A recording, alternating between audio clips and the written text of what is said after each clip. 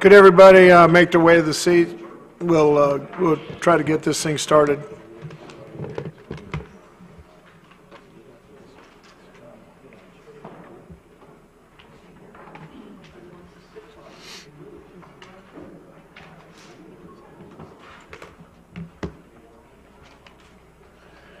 At this time, I'd like to call the regular meeting of the Destin City Council, December 3rd, 2018, meeting to order.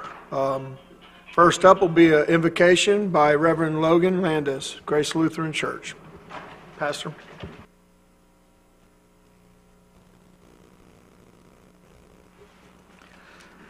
Heavenly Father, creator and sustainer of all things, you have governed all things since creation. We ask that you continue to govern in your mercy all things, especially this meeting here tonight. Provide all involved with your wisdom and a desire to do your will. Grant peace to this community, and by your mercy allow it to prosper. All this we pray in the name of Christ, your Son, who reigns with you and the Holy Spirit, one God, now and through eternity. Amen.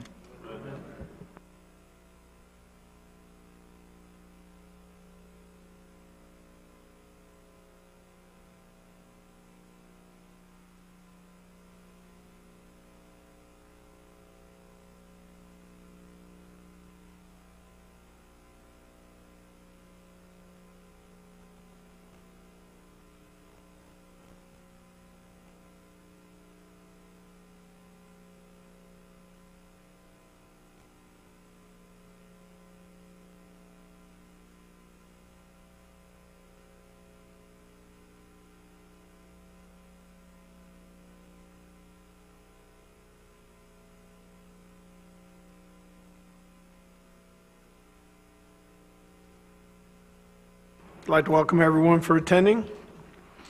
Hopefully we'll be prompt and get about the city's business tonight.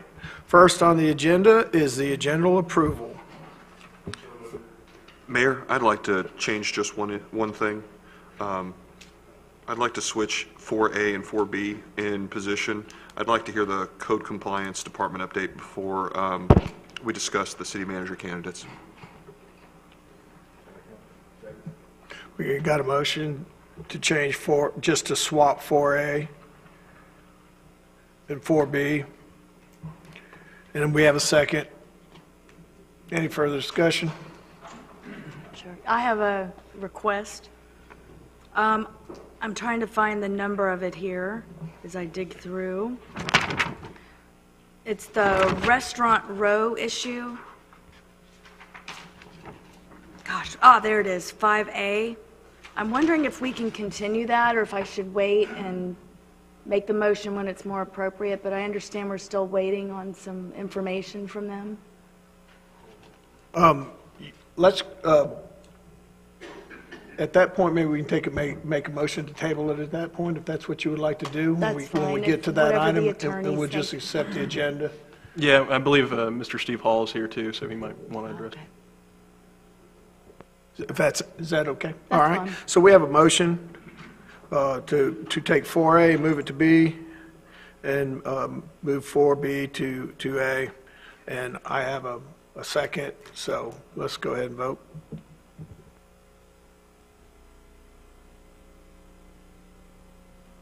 Agenda is approved. All right.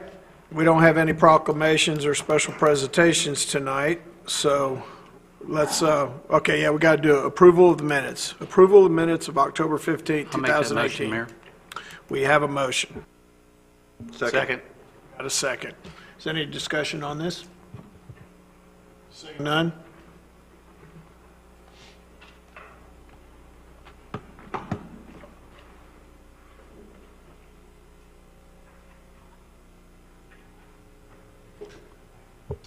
The vote is unanimous, so moved. All right. Well, that means we're going to move right into public comment. And I do have some blue cards tonight and some yellow cards if you haven't filled one out. Here comes another one. After I go through these cards, I also will look out in the audience, and if anybody has anything they'd like to say, I'll recognize you and you can come up to the podium. First up is Sally Mavier. Did I get that right? Spell it as a Mauer. Mauer, Sally Mauer.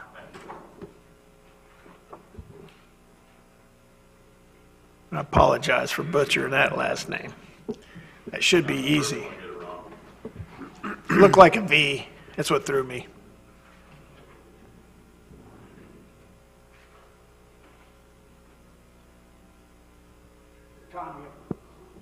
Tom, you'll be next.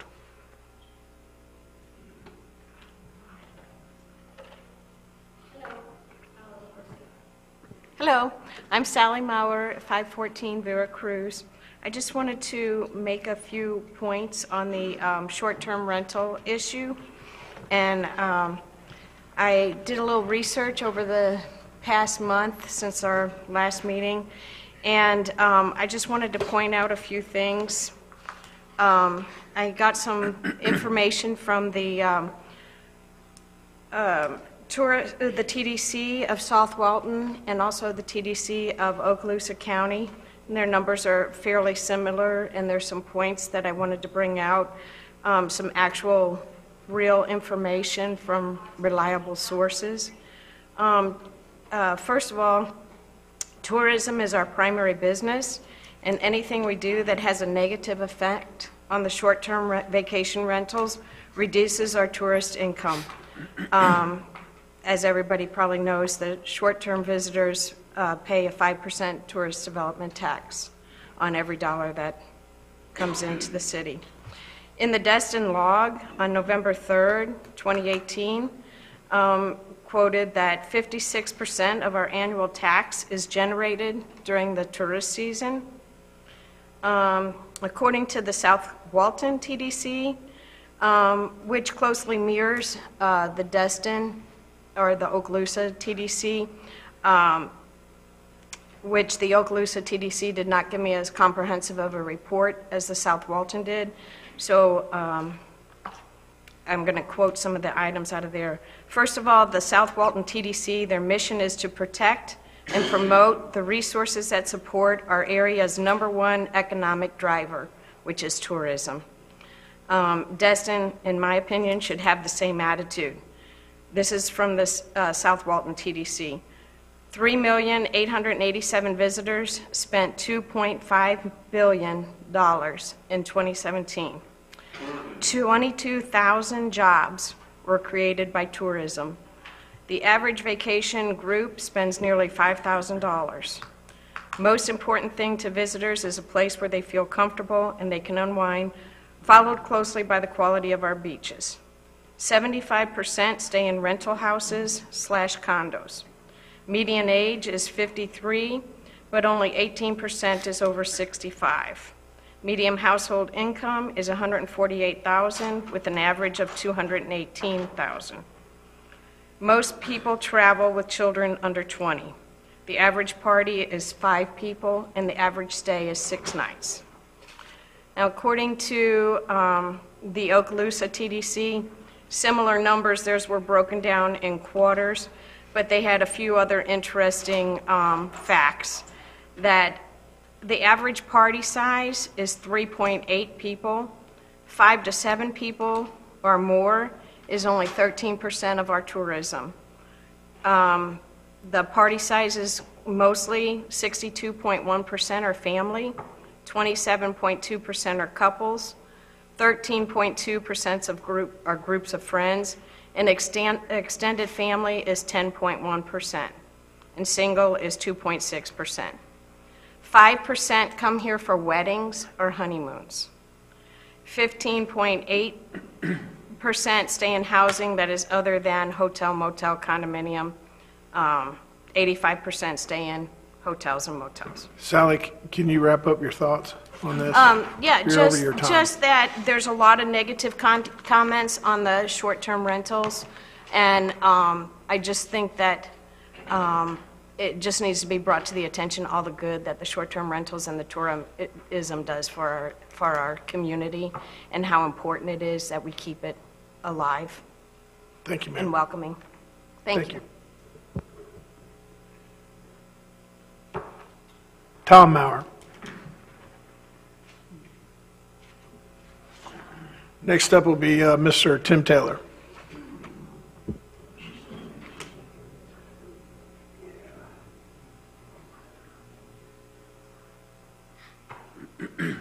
I want to thank lady and gentlemen for my opportunity to talk here tonight for just a few minutes. I know I'm restricted here.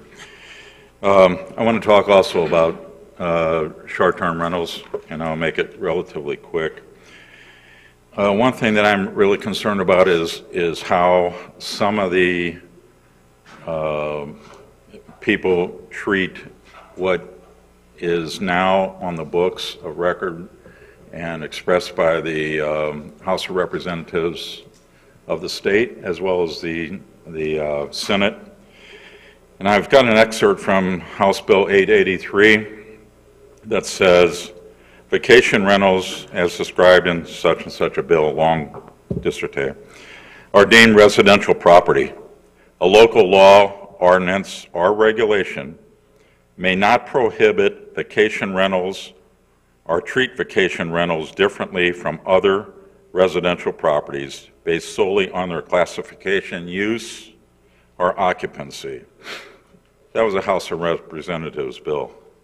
In a bill or an ordinance that was passed in Panama City Beach, and I know we don't like to be compared to them, but the bill relates to everything in Florida because it's a bill from the Senate, the state Senate, Senate Bill 356, that a local law, ordinance, or regulation adopted after June 1, 2011 may not prohibit short-term vacation rentals or regulate the duration or frequency of short-term vacation rentals.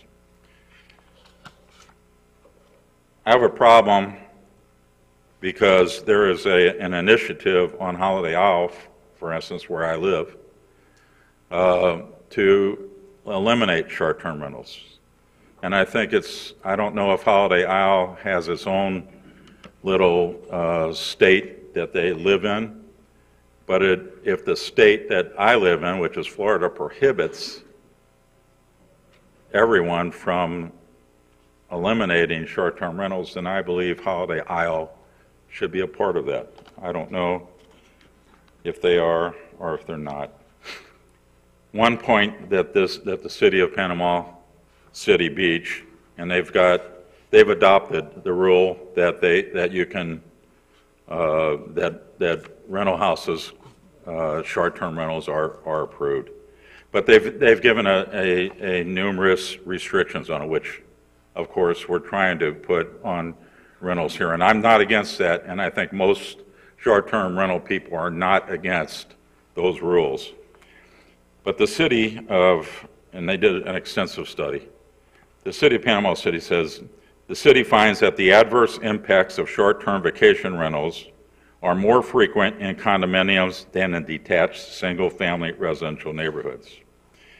They go on to say, whereas the city finds that when responsibly conducted, the short-term vacation rental and transient rental business makes a valuable and needed contribution to the tourism, which is a primary industry of the city. I have a two-pronged request, and I'm finished. I don't know. I think that the city has to, when they're looking at the ordinance that they want to approve, has to look at it for all rental houses that are short-term, not just any section of the city such as Holiday Isle. And I think that it's important that everybody be involved in the short-term rental business because it is a very large amount of our business. As Sally, my wife, indicated, that if you take 3.5, 3.8 million visitors at the 15% that stay in short-term rentals that are not condominiums, hotels, or resorts, 15% of $3.8 million is a lot of people. That's all. Thank you, sir. Next up, Mr. Tim Taylor.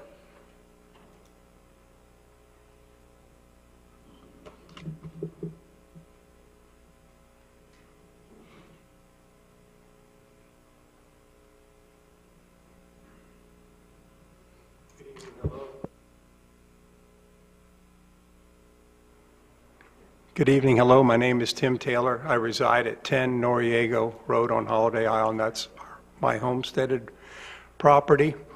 I want to thank all the council members, certainly, and all the members on the short-term rental task force and all their efforts. I'm coming tonight with what I would refer to as possibly a modest proposal for the council to consider. And that is, we always hear the term comprehensive reform, and I think we have an issue here in Destin and many areas that are resort areas, and that we have a legal migration issue upon us with lots of people coming here. Tourist development councils are advertising to bring more people here. That means more homes get built, more hotels, condos, more restaurants here to service, more water recreation. And so part of the task force was, and the city's recommendation was for those of us that rent homes or own homes, was to go back to the original permit. How was that house permitted? Have any changes been made? And most all of us on the task force agree how homes in residential neighborhoods should always be good neighbors. But you know, who's avoided, we've had the crosshairs on us, but all of the businesses that get businesses licensed in Destin haven't been held to the same standard. Restaurants, for example, I bet you if we asked them to go back to what was your building permitted, how many parking spaces were there? And I happen to think restaurants are counting parking spaces more than once. If I own a restaurant and a marina, then do I have enough parking for my customers, my staff? If I rent out boats, a pontoon boat can hold 12 people. That's more than 2 cars. And I bet when a pontoon boat operator goes to get a permit, they're counting the restaurant's parking spots. And the restaurant is. I mean, right now, forget the fishing. I own a charter boat. I'd make more money with a pontoon boat than I can rent by the hour. No captain, no crew, no license fees. So I would like to maybe suggest the short-term task force be reformed along with all of the other businesses in Destin that have parking issues. One of the biggest restaurants in Destin says if you park across the street, the bank will tow your car. Well, why is that sign necessary? Well, because they don't have enough parking for their business. That's why. So I just don't want the short-term rental homes to make everybody think you're solving the issue when people are coming here for a lot of reasons.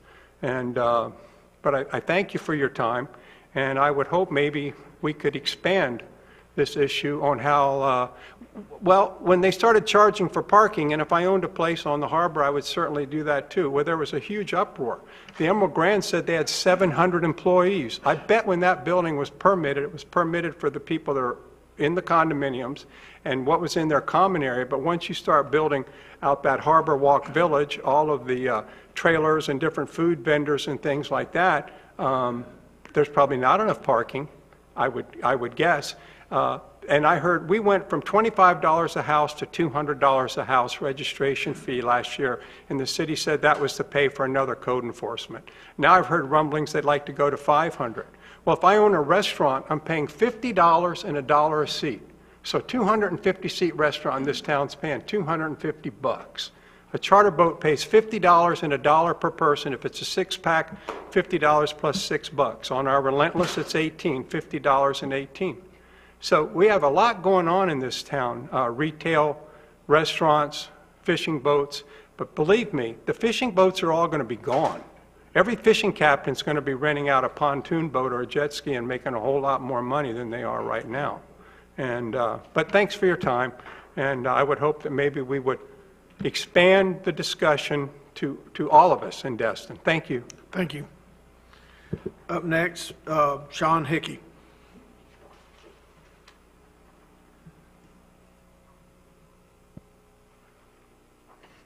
Good evening, ladies and gentlemen. My name is Sean Hickey. I live in Destin, 93 Woodward, Crystal Beach. I was going to just raise an issue with the draft ordinance on ordinance 18XXLC that deals with commercial. It's 4F on the agenda.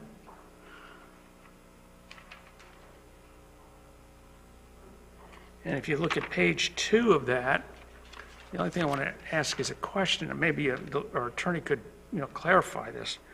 On page 2, the first paragraph entitled, middle of the page, commercial special events.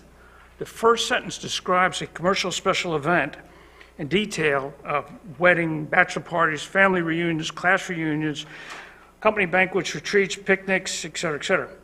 But then the next sentence states a commercial special events are commercial uses as defined here, and subparagraph A only talks about weddings. Subparagraph B only talks about company banquets, retreats, and picnics, and it does not address the other items specified in the first sentence at all.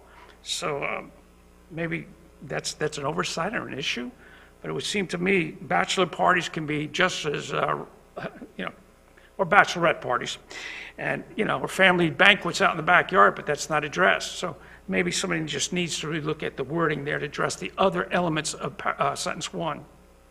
And that's all. Thank you. We'll bring that up there when we get to that point. And I appreciate you highlighting that. Thank you very much. Ms. Sandy Trammell.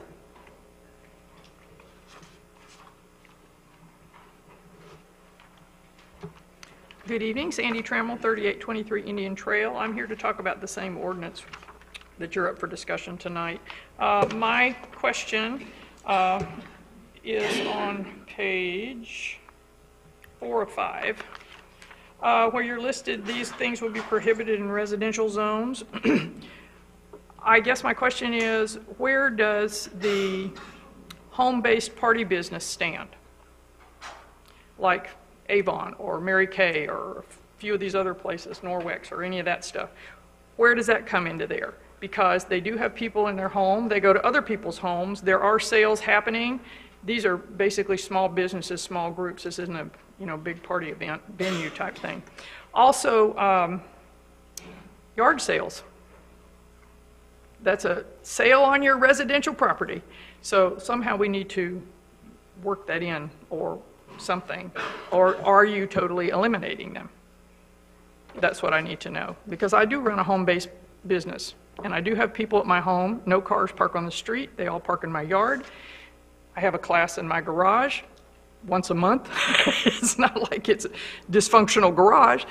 But anyway, so I need to know if I'm going to be able to have a business from now on. That's all. Thank you. Thank you, Ms. Trammell. Next up is Ken Wampler, and Bill Reddington, you'll be after him.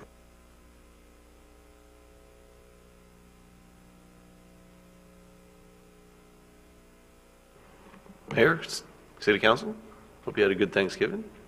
I appreciate the opportunity to talk on the short-term vacation rental. It'll be no surprise why I'm up here. So, at the end of the day, I'm not going to repeat everything that I've said in the past, but I would urge the council to consider the facts. The facts are there's some citizens that are getting bothered, no question about it. The other fact that remains is that if you go through the code enforcement records, there's no record of the majority of those offenses. There's no record that supports the need for the city council to take additional action. I'll go back to what I said 2 years ago, and that is if you deal with what's currently on the books relative to parking, noise, and trash, 99.9% of the issues are resolved. So I would strongly encourage the council to consider addressing those issues and not adopt any additional ordinances that you may or may not be able to enforce when there clearly are 3 big ordinances that are already on the book that are going to take care of the majority of the issues. And if there are other situations that need to be addressed individually, we address them individually and not throw out the baby with the dirty dishwasher, because clearly the tourism is important in my world. It's important in a lot of people's world. Whether you collect bed tax or not, a lot of the retail businesses, whether it's restaurants, whether it's real estate sales, whether it's charter boat fishing, pontoon boat, jet skis, they all benefit from tourism. We need to figure a way to manage that process better. And as a part of the TDC, I know that's exactly what we're doing at that level. But from a city level, I think it would be improper for you to take any additional ordinances that could restrict that without enforcing the ordinances that you have in place. One of the questions that the mayor asked at the workshop, I believe it was, is, what does the tourism dollars do for the city of Destin? I didn't bring the facts and the figures, but I can tell you, generally speaking, the TDC is funding the bypass for Commons Drive. $3.6 million, so the city doesn't have to pay for that, and the citizens get a benefit from it. The TDC funds the lifeguards and the beach cleanup. The TDC funds the Okaloosa County Sheriff's Department as far as additional patrols in the Harbor District and along the beach, just as a few examples. So do the citizens get the benefit of TDC? Absolutely. Can we do a better job managing from a rental standpoint? Absolutely. Do we have the tools in our toolbox to do that? We do. And that's the frustrating part about this whole conversation. Mr. Taylor brought up that the short-term vacational businesses said you can increase our registration fee for the benefit of hiring code enforcement so that you can enforce the codes that you currently have. I think it's safe to say that that hasn't happened. So any discussion about continuing to raise it and continuing not to enforce the code that you have would be irresponsible. And so I stand here before you today to say, you know, let's enforce what we have. If we are going to get a code enforcement department update, I think that would be fantastic. I think the city staff certainly needs that support, but they don't need you to give them any other ordinances to enforce that, frankly, I don't think they're going to be able to do. So I respectfully request that you continue to discuss the topic, but don't take on any action relative to any occupancy or increased fees. Thank you. Thank you, sir. Mr. Bill Reddington.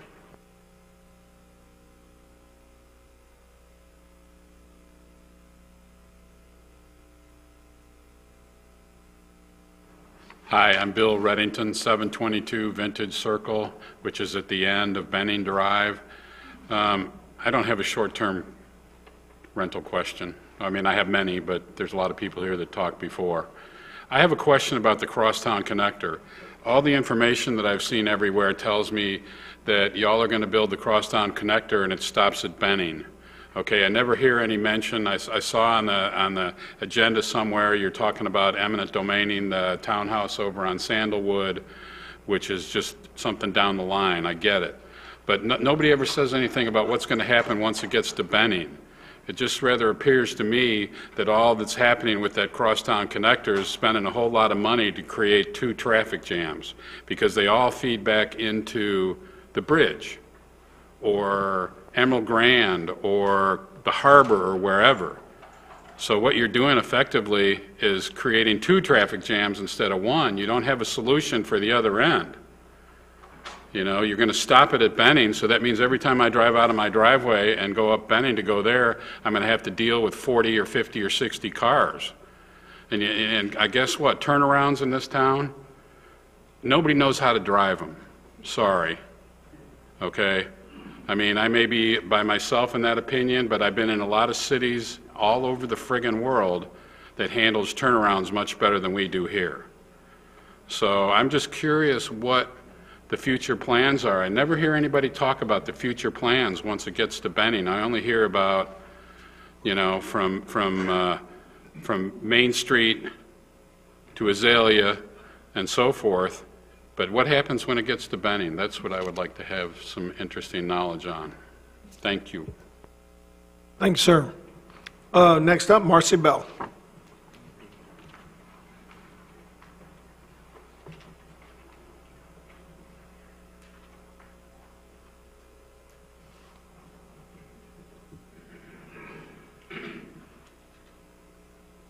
Marcy Bell, 3 Gulf Breeze Court, Holiday Isle. I don't even know what to say. I participated. I feel like a broken record when I come up here. When I speak in front of anybody that's here that's seen me, I say the same thing. I participated for 4 months in the short-term rental task force meetings every Wednesday at 3 o'clock. I never missed a meeting. I have all the respect for the world for everybody who's here for all their different reasons that they're here. But at the end of the day, short-term rentals are a problem in this town, in residential neighborhoods. They don't affect me. I have one across the street from me. Code enforcement. I've brought this to your attention before. We have a house across the street from me that has been condemned over 2 years ago, and somebody is still living in it because the left hand of this city doesn't talk to the right hand. It's just ridiculous. I'm so agitated and I apologize. I'm not a person who writes emails anymore. I just am here to tell you that there's people here that will always hate what I have to say, but it just needs to stop. The trash is out of control, all of that. Thank you. Thank you, ma'am. That's all the cards I have. Is anyone, Mr. Shelton?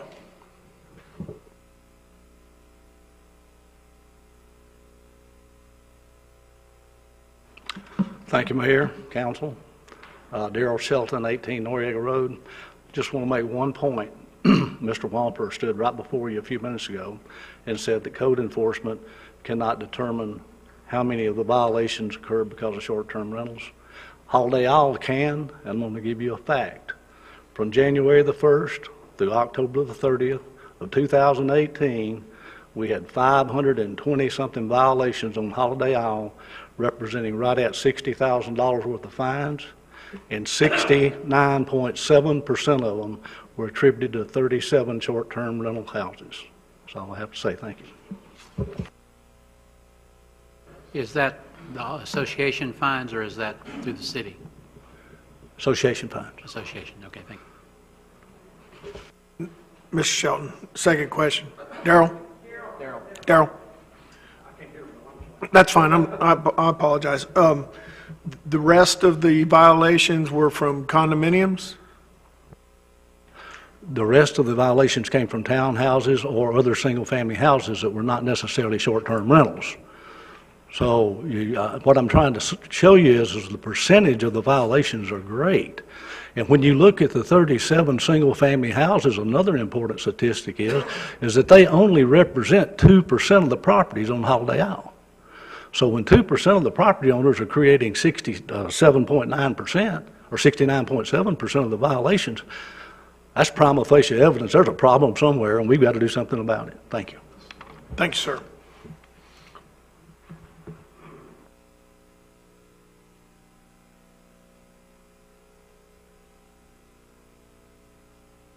Yeah, I'm Tad Locke. I live at 502 Noriega. And it's kind of interesting tonight that there's two things came up, occupancy and parking. And of course, parking is something that we have throughout the city, but a lot of that is driven by occupancy. And it's kind of like in our subdivision, I think one of the points that was made was that I think that there was that the average person staying in short-term rentals was 5 people.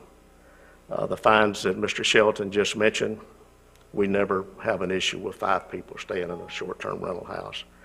Our problem is when there's 25 or 30 or 40. And in some cases in Destin, we've got lots, and I don't understand how this can be built, but we've got lots that are 50 by 100. And they advertise they put 38 people in them. That's a lot of intensity. That's a lot of density.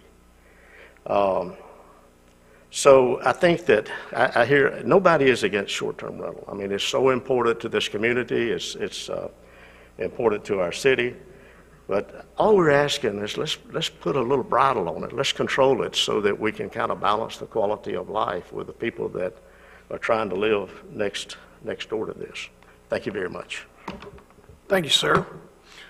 Is anyone else in the audience would like to step up? Ms. Brown. Get you next. Patty Brown, 86 Shira Street, Destin, Florida. The last time Mr. Wapner, is that your name? Got up and spoke about how we need to go on fax and we need to look at our call-in lines. I sat down and spoke with him at the end of the meeting about why this isn't a legitimate source. So many people in this town don't even know how to report a problem.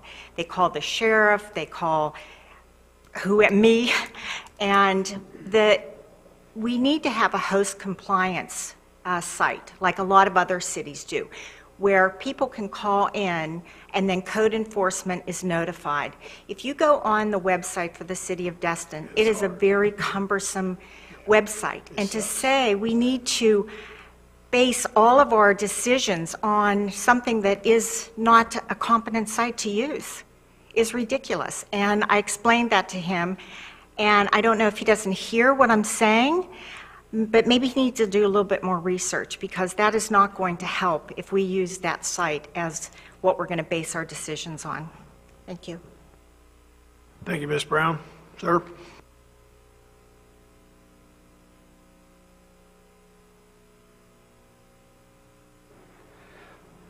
Ben Giles, 1159 Troon Drive, Miramar Beach.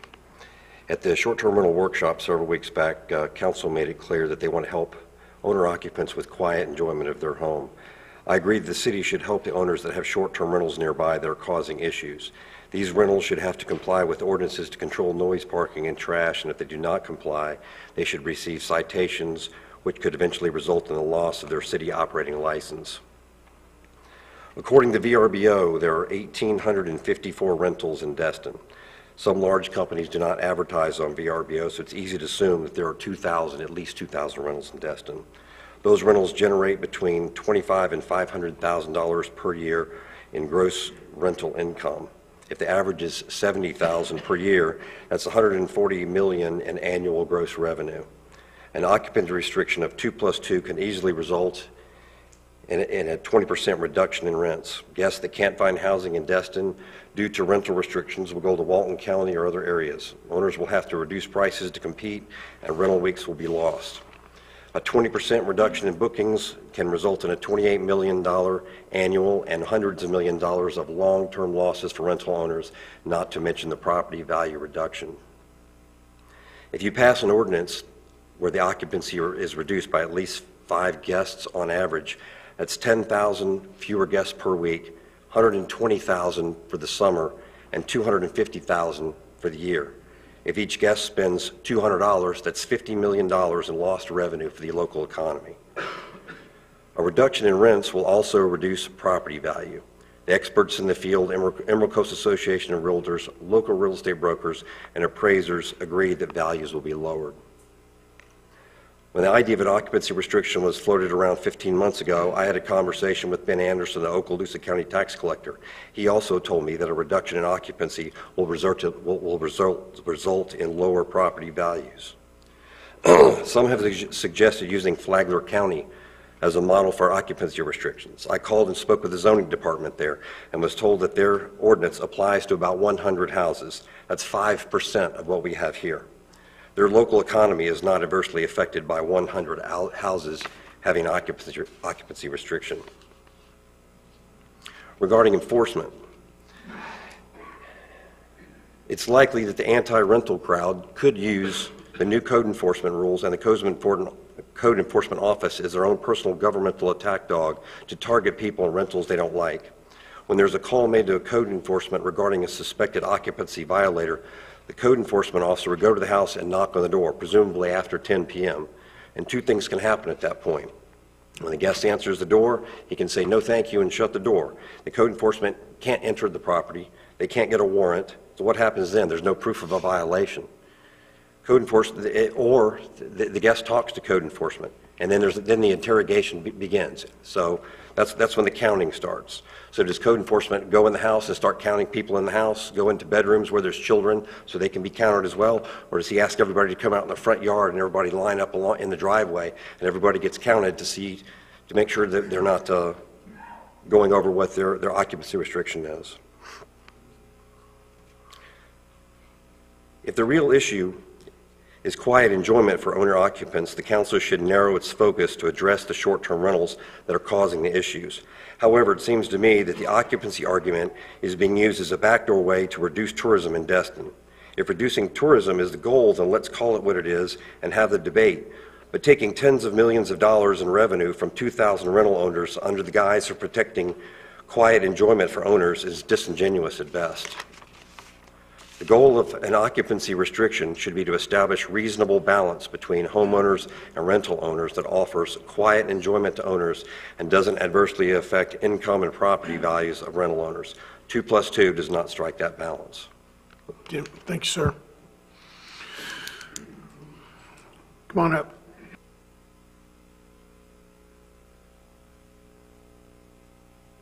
Hi, I'm Gary Troop, 86 Shira Street. And so I was just listening to things. Interesting, the first lady that spoke about statistics, that it's, the short-term rentals focused on just single-family homes. And what she said was 15% of the people or groups that come here don't stay in hotels or condos. So I guess that's short-term rentals. So we're talking about 15% of the market.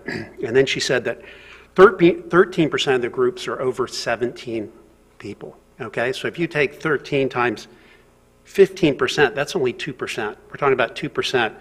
And when you look at what's causing the problem, in my opinion, it's over-occupancy. I don't agree that it's going to hurt overall property values. I think it's going to make Destin a more place that people want to come rather than being packed in like they are today. The other thing that she said was only 5% of the people come for weddings. Okay, so if you multiply that times the 15%, that's less than 1% impact on people coming here. So the statistics don't really bear out, this, it's going to be a devastation here. So anyway, I want you to just keep that in mind. You don't apply that to the whole percentage, only 15% when you think about that aren't staying in hotels and condos. The other thing is if you just drive around like this weekend, there were trash cans everywhere. It's not just this one bad house. It's these rental companies aren't doing their job. They're not following up. And I agree, you need to have enforcement, and they need to have the ability to ticket people and fine them. And we need to deal with the houses that won't do what they're supposed to be doing. But also I think that, this mantra that it's just too hard to do is just wrong. I mean, that's our job, is to figure out how to fix things. And, we can always pick at what's hard to do, and do we have to knock on somebody's door, and do we have to actually pay attention to what's going on, and maybe we go in the daytime and count how many people are walking to the beach instead of knocking on the door at 10 o'clock. There's solutions to all these problems. But what they want to do is get up and say it's too hard, it's too intrusive, and it's going to ruin our economy. And I think that's just fear-mongering. Thanks. Thank you, sir. Is there anyone else in the audience that would like to step? Well, you've already had your shot, yeah. Unless it's on a different subject. No, it's on the rental market. Go ahead. And before you speak, I don't want this to get as a back and forth between individuals. If you have anything to say, address the council and myself on your points and counterpoints, not just you, but anyone else that may want to raise their hand from this point forward. Go ahead.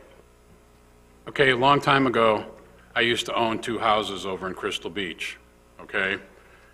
One of the things I never quite understood was at that time I was working with a local company here, Southern Resorts, okay? It was set up so that on Saturdays we had a garbage pickup, because that's when the turn was, okay? One of the things I never understood was why it wasn't set, and they charged me extra money for that. I get it, I understand, okay? But I don't understand why, when we have this massive contract with Waste Management, who does work on Saturdays, by the way, it'd be nice to have a weekend with no garbage cans, but the reality is when the turn is there, why is not Waste Management picking up the garbage over there on Saturdays? I don't get it. That would seem to be a much easier solution, because if it's a turn, somebody's cleaning the house and somebody's filling up the garbage can. So that part's not going to go away. Anyway, that's all I had to say. I think Holiday I'll come up with that. Is that what you guys are doing now? You have Saturday? They have it. Yeah. All right. Just for your information, I think in certain locations they are doing a Saturday pickup. All righty then. Anyone else?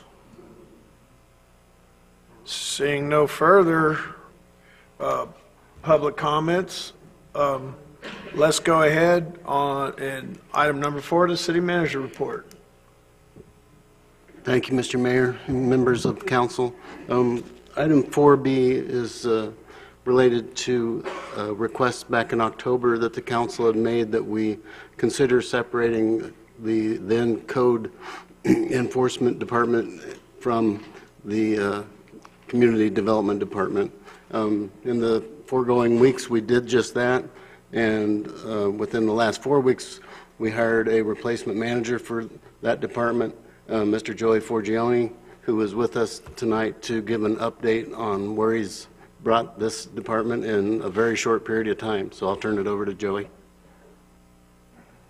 Can you hear me? First, I want to thank the city manager and council and mayor for having the trust and faith in my ability to lead your unit. We hear you, and we hear you. So we're going to get this fixed, and we can do this. Okay?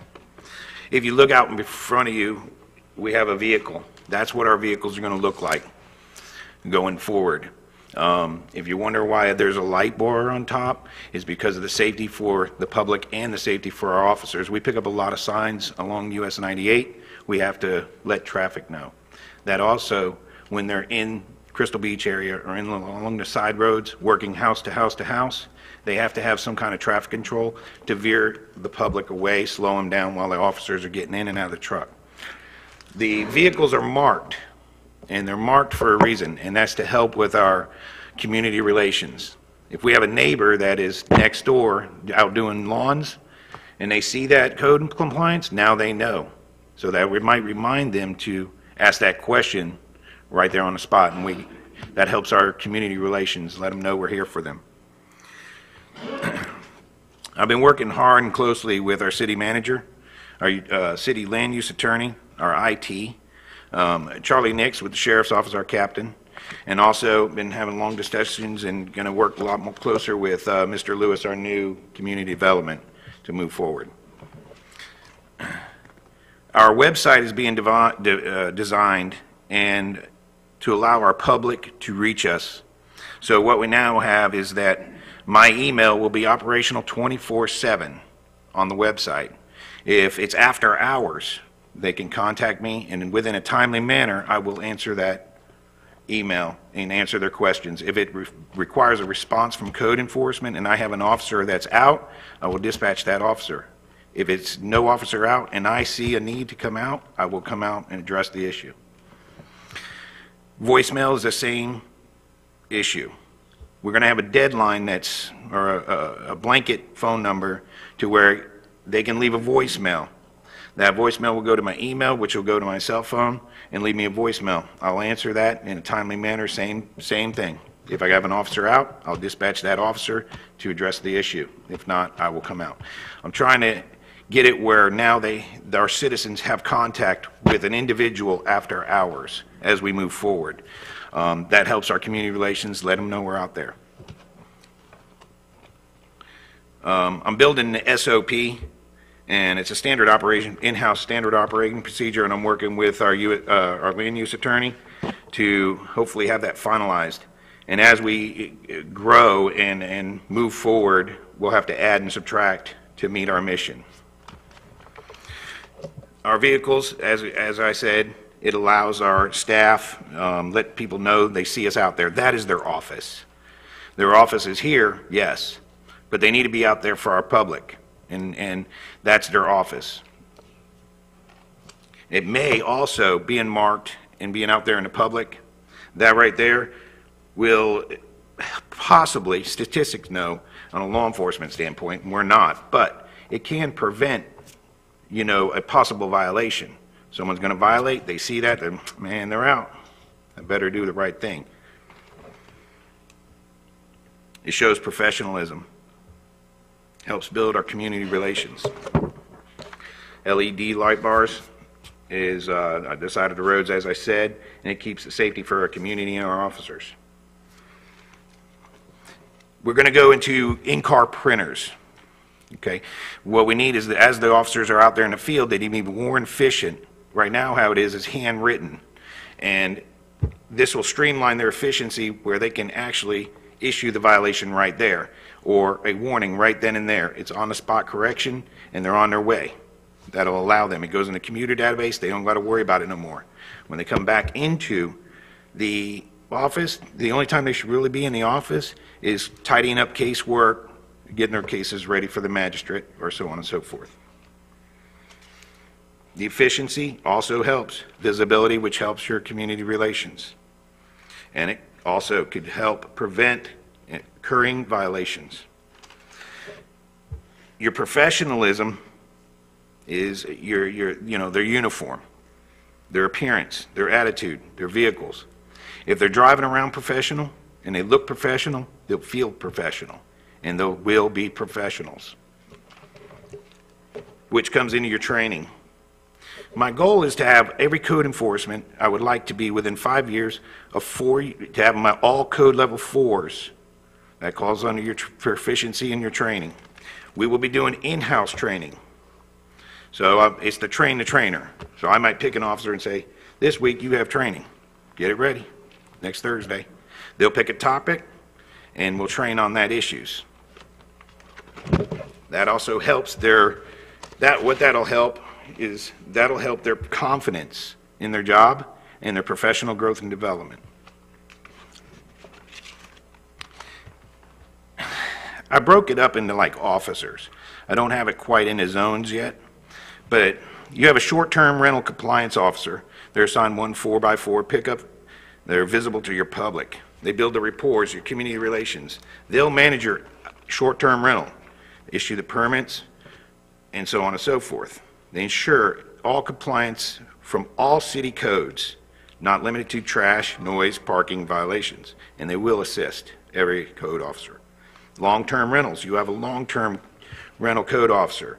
They're assigned to manage the long-term program and also build reports with the public and ensure all codes. You have a business/building code compliance officer.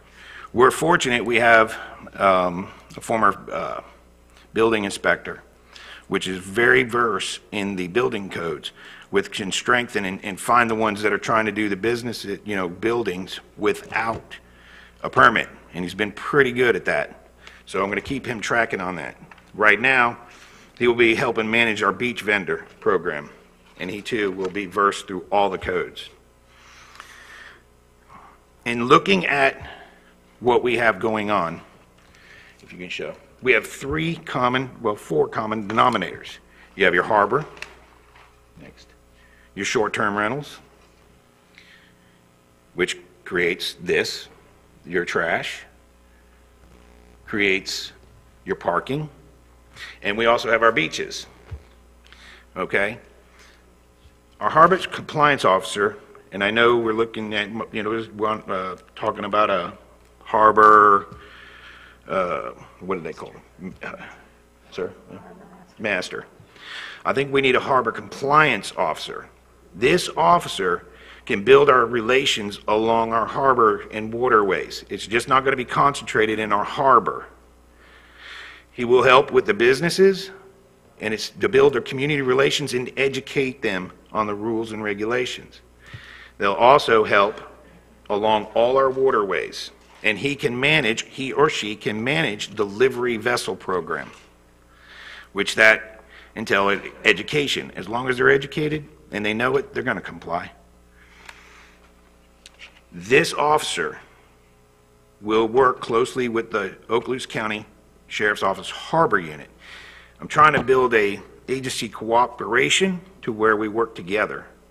And if that SO, if he needs something, he's there. They're there, right there, hand in hand. It'll strengthen our ability to enforce our codes and our education. It shows presence. In looking at studying everything, we also have our beaches. Okay? Our beach compliance officers, I'm looking at, this is for the future, we need part-time, seasonal. Part-time, seasonal. We can either approach the TDD for at least a 1-year, 2-year help to just get this program up and running. If not, we can try and find out other ways, but we got to put an officer out there. That officer will ensure our beach management will be managed. We have turtle lighting. When I was a code officer here before, people don't know that we have turtle lighting. They're our residents, they were getting hit with these fines, but we never got the grants for our residents. So I went out there and I went fight for them, and we got grants. There's a lot of money in turtle lighting that we saved them. So we got to make sure that we adhere to all our beach managements. That officers too will be working very closely with the sheriff's office. The sheriff's office can in turn, with their working together, the sheriff's office can maintain for safety while they're getting bombarded with the calls and complaints from the sheriff's office. They can pass it off to our code officer and they respond. It builds our community relations, lets everybody know that if they're just towing the line, we're good to go. Everything will just fall into place. We have our AA, and our AA is a no vehicle assigned, but is very visible to the office and the public. She's building rapport and helping our community relations. She's assisting day to day, in and out with the short-term rentals and registering when they come in, getting everybody registered. She's got a good rapport with all the vendors as far as our short-term rentals and so on and so forth. And I do have everything that I do, and it's pretty much everything. And I'm working closely with all agencies to try and pull this all together. Is there any other council members? Cameron? Did you have a question, sir? Joey, the only thing I said, when you go back to training, I've mentioned this before, however we can work this out, I suggest that we do have the code enforcement officers possibly in law enforcement training. I think that would still, even if they're not going to be actual official law enforcement officers, I think that training would be excellent. May I answer this real quick? My goal is your beach, guys. I would like to find retired law enforcement just because they know the ins and outs and the intricates of how the sheriff's office operates. So we can trust them outside of the parameters. If we have relief from the beaches of our major arteries from our short-term rentals, or correction, our beaches, harbors, if I have someone out there, that takes the relief off the interior. So now we can concentrate on getting these short-term rentals registered. At short-term rentals, we had 843 registered last year out of approximately 1,500 to 2,000. So we have got to concentrate on the ones that are trying to do the right thing. Now we got to go after the ones that haven't registered. We're going to start a clean slate, and they better register. So that's what our goal is as a mission so far. We're going to get everyone registered. Thank Okay. you. The other thing I had was, it was communication, because I'd mentioned to Tim Pietenpaul, and I think you were in the office the day I mentioned it, we had, the city used to have a radio frequency, and I think we should look back into that too, where we have radio communication also, possibly with the radios to have the E-channel for the Sheriff's Department. I would like to see if we have I would like to have comms with my officers via other cell phone use, because if there's an emergency out there on the beach, they can get a hold of the sheriff's office, or I can hear exactly what they're doing, have a direct comm. That would be helpful in me in managing my staff, if that makes sense. So there might be a way to, and it makes it safer for our guys when we're out there. Mr. Destin. Thanks, Mayor. Joey, you've got my full support. If you and Lance want to get together and develop a package, a proposal with regards to seasonal officers, I'm the TDC rep. I'll be more than happy to take that football and work with some of our guys that are sitting at the TDC out in the audience right now, and we'll figure out a way to get it done. All that I need is enough time to build the unit, and I need a gator, just to get it going. Yeah, you have my commitment. Thank you. Mr. Overdeer. Joey, I want to thank you for stepping up and taking this on. And it sounds to me like you're going to be doing exactly what we've been asking for and what a lot of these people have been asking for. We've got the ordinances, and I think that you're going to get this under control. You're going to take care of the trash. You're going to take care of the parking. You're going to take care of the noise. And so I thank you for that. I think you've got a good plan to move ahead with this. So I think we're going to see some big improvements in code enforcement.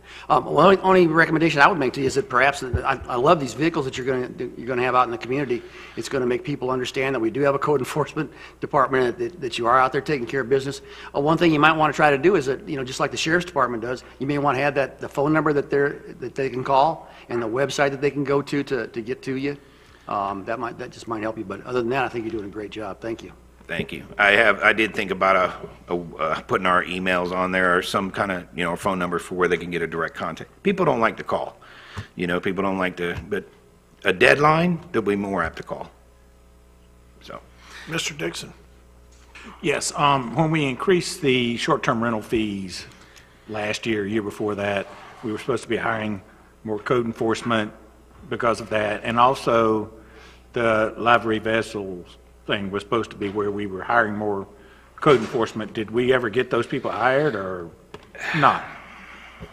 No. Great. Thank you. If I may just go just a little bit into it, and I'll get that fixed. If you guys on our weekend duties, we will go through probably a 4 to 8 hour shift. We'll do a staggered shift. If I have to, I'll come out for 4 hours on a Saturday and Sunday. It ain't no big deal to me. With proactive enforcement, we are going to get education. It'll educate them, and they will be more apt to comply. All that we got to do is hit the streets running, and we'll make it happen. Now, if you guys want to, I could put a plan together. By year 2, we can have night shift, but I can't have an officer out here at night by themselves. I can't do it. I can put you 2 officers out here from a 3 to 12, with a pass on, or a 4 to 12, with a pass on with day shift and night shift. That night shift will be passing on, or day shift will pass on the leftovers that's happened during the day, so it can continuously get fixed. Those 2 officers can concentrate on when there's loud music, parking, so on and so forth, registration. So instead of having 8 hours of work on your registration, now you have 16, 7 days a week. So that is a way to go, and I can put that together, but just realize I can't put it together without 1 officer, right? It's not safe. They will be working closely with the sheriff's office too at night. That's why the reasons for all this, that's why I had to go up on some of these. It's a proposal. I propose that short-term rentals do go up to 500 to help support and offset what's going on. We have got to make it worth its weight in gold to them. They have got to treasure and honor that and invest in their community. It's not coming out of their pocket. It's going to go in booking fees or somewhere. So what we need to do is make it worth its weight in gold. And we've got to strengthen that, and that's what the land use attorney is doing. Our packets are a little weak. So what we need to do is have them sign and agree to adhere to all terms and conditions that are set forth in our agreement. There's going to be citation authority. She's typing it up and getting it worked in for now where code enforcement can cite them. It's not going to be egregious, but it's not going to be weak. It's going to be right there in the middle. So if they know we have the tools in a tool bag that we don't, and now we have it, and the sheriff's office has those tools also, we're going to get voluntary compliance. So we're also looking at a 3-step rule for the egregious people. You know, they violate. We're going to take them to the magistrate. The magistrate, you know, does their thing and fines them. And then they're just back in the system. Violate. Well, we're going to have a process for all our vendors. If they are egregious and they are just causing torment in our city, they're going to go through a process, citations, notice of violation, citation, notice of violation. Sooner or later, they got to come to you guys.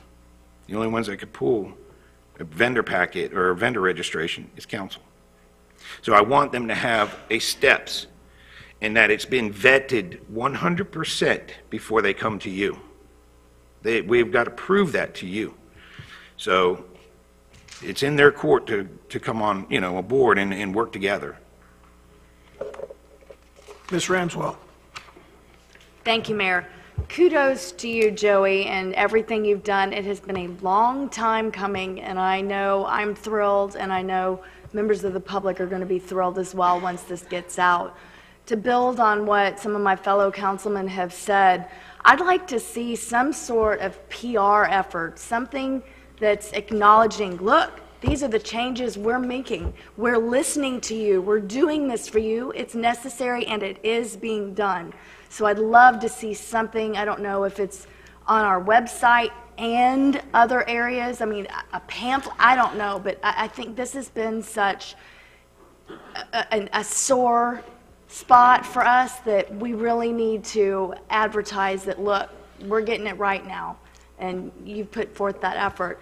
How many folks do you anticipate a need to hire at this point? If you want to go 7 days a week, let's just say you want to go 7 days a week, you will need to hire, you got your code compliance officer, then they don't have to work 7 days.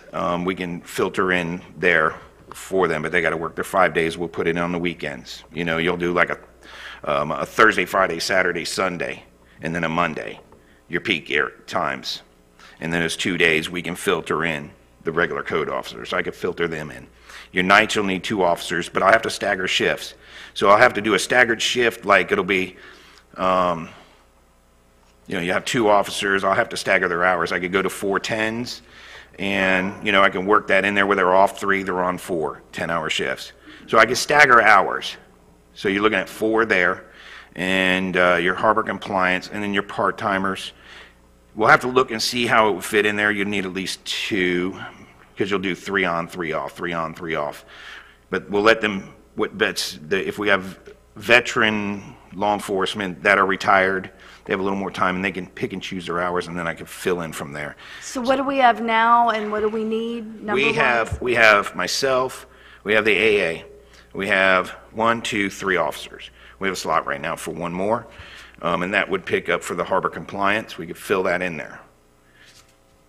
And I love the idea about getting partners out there for nights because, as we've heard from innumerable people, that this is when we're seeing issues. This is when the parties are going on and waking people up in the middle of the night. So I love it. I love it. Thank you for all you've done and getting us back on track. And I skipped I'll answer that. I skipped my own thing. I'm working closely with IT and the city manager. They're in the process of hiring a strong PIO, and that's what we need. We need a strong PIO manager to get that out there. They can do a ride-along with a code officer one day and do a little skit, life in a day with an officer. And they can put that out there. They can work with our sheriff's office. We offer the sheriff's office. We have a sheriff's office. We have law enforcement. We have firefighters. We get a strong one out there. Let's bring the community together, and it'll all fall into place.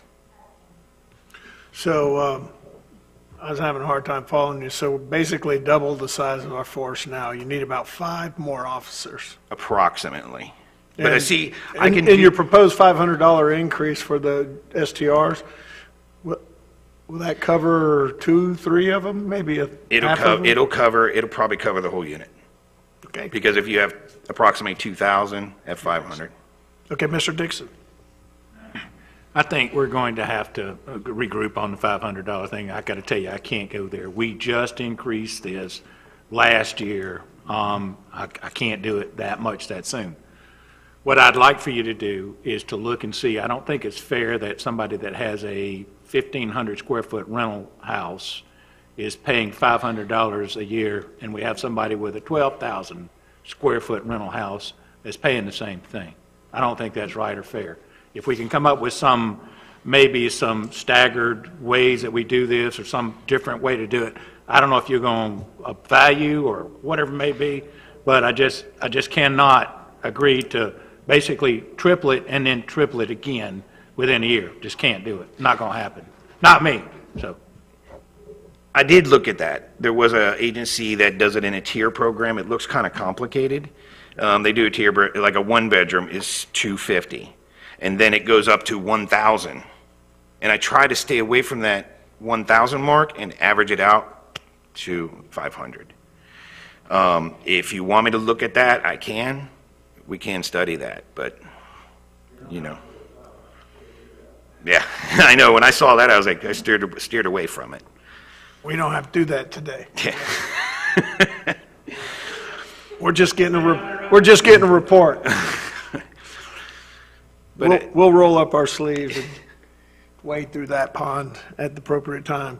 Do you have anything else? No, there's some others in there under beach vendors. The biggest thing is we just got to tighten up our codes. We got to give our officers the tools in the tool bag. We got to give the sheriff's office tools in their tool bag, because when our officers are not out, the sheriff's office is out there, and let's say they come across something and they don't have nothing criminal, but now they have to act on a civil matter, on our matter, they have that tool in their tool bag. I don't want to send them out there with nothing in their tool bag as well. Thanks, sir. Great report. Appreciate it. Looking forward to watching this process mature. Roger. Lance. The next item, my understanding, is 4A, city manager candidates, and so I would turn that over to Ms. Jankowski.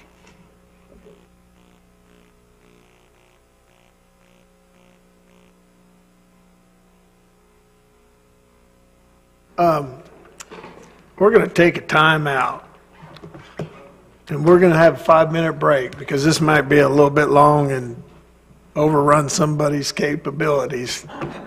So let's go ahead and take a 5-minute break. No, I'm not today, myself. So we'll take a 5-minute break, and then I'll reconvene in 5 minutes. Go ahead.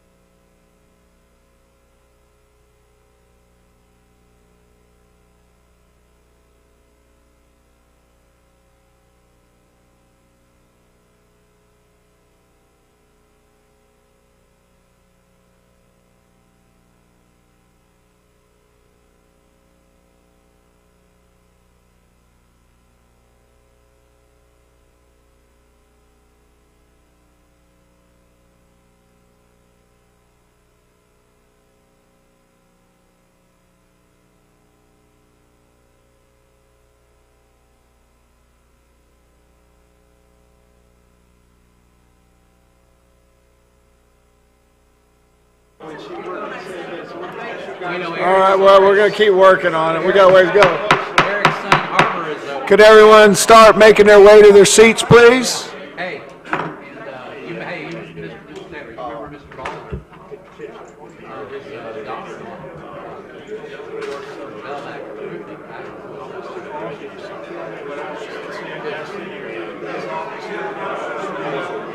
German accent, he called me Mr. Taylor. I had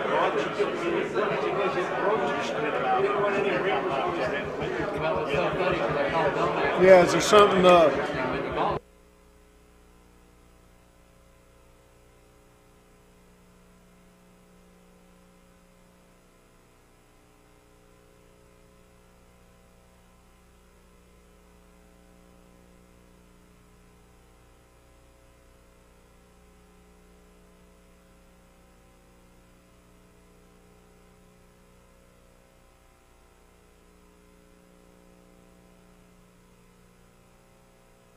Okay, everybody, please take a seat.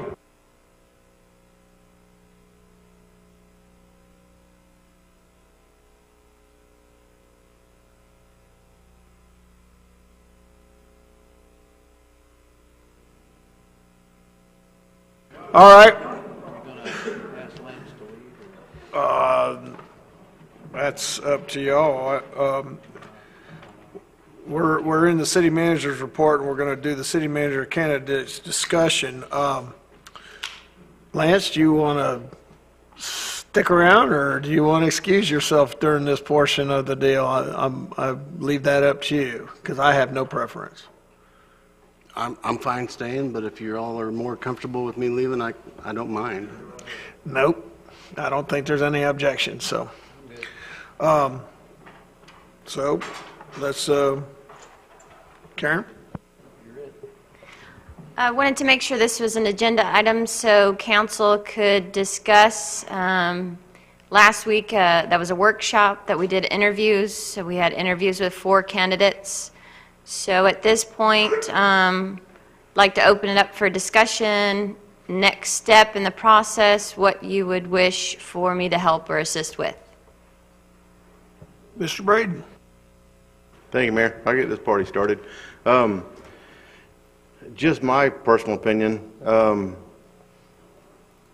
think Lance has done a great job. Had no problems at all with him. He's kept this ship moving forward.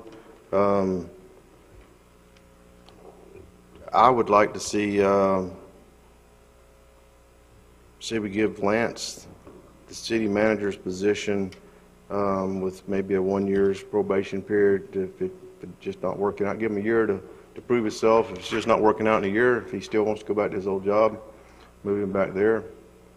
But I think that he's doing a good job for the city right now, and it's hard to tell just in 3 months what a man's capable of doing. So I hope we give him a chance to prove himself. That's all we got, Mayor. Mr. Dixon. I attended the interviews for the candidates on Tuesday, and I've said a few things in the meeting, and I've had a lot of thoughts since then, and my thoughts were that basically, and still are, that the city is not doing well as a city right now. And I said at the workshop that I kind of thought that we needed to get a professional. When I say professional, I mean somebody that's done the job for a period of time in here to try to get your city on the right track. Since then, I've kind of studied the whole situation from Tuesday, and I don't mean to drag this out. Tuesday till actually yesterday, I basically decided that I think that there's a lot of issues that Lance knows about in the city, and I think that he has done a good job, with the interim position. And I think that I was given a chance like 30 years ago to try to make something of myself, and I hope I did.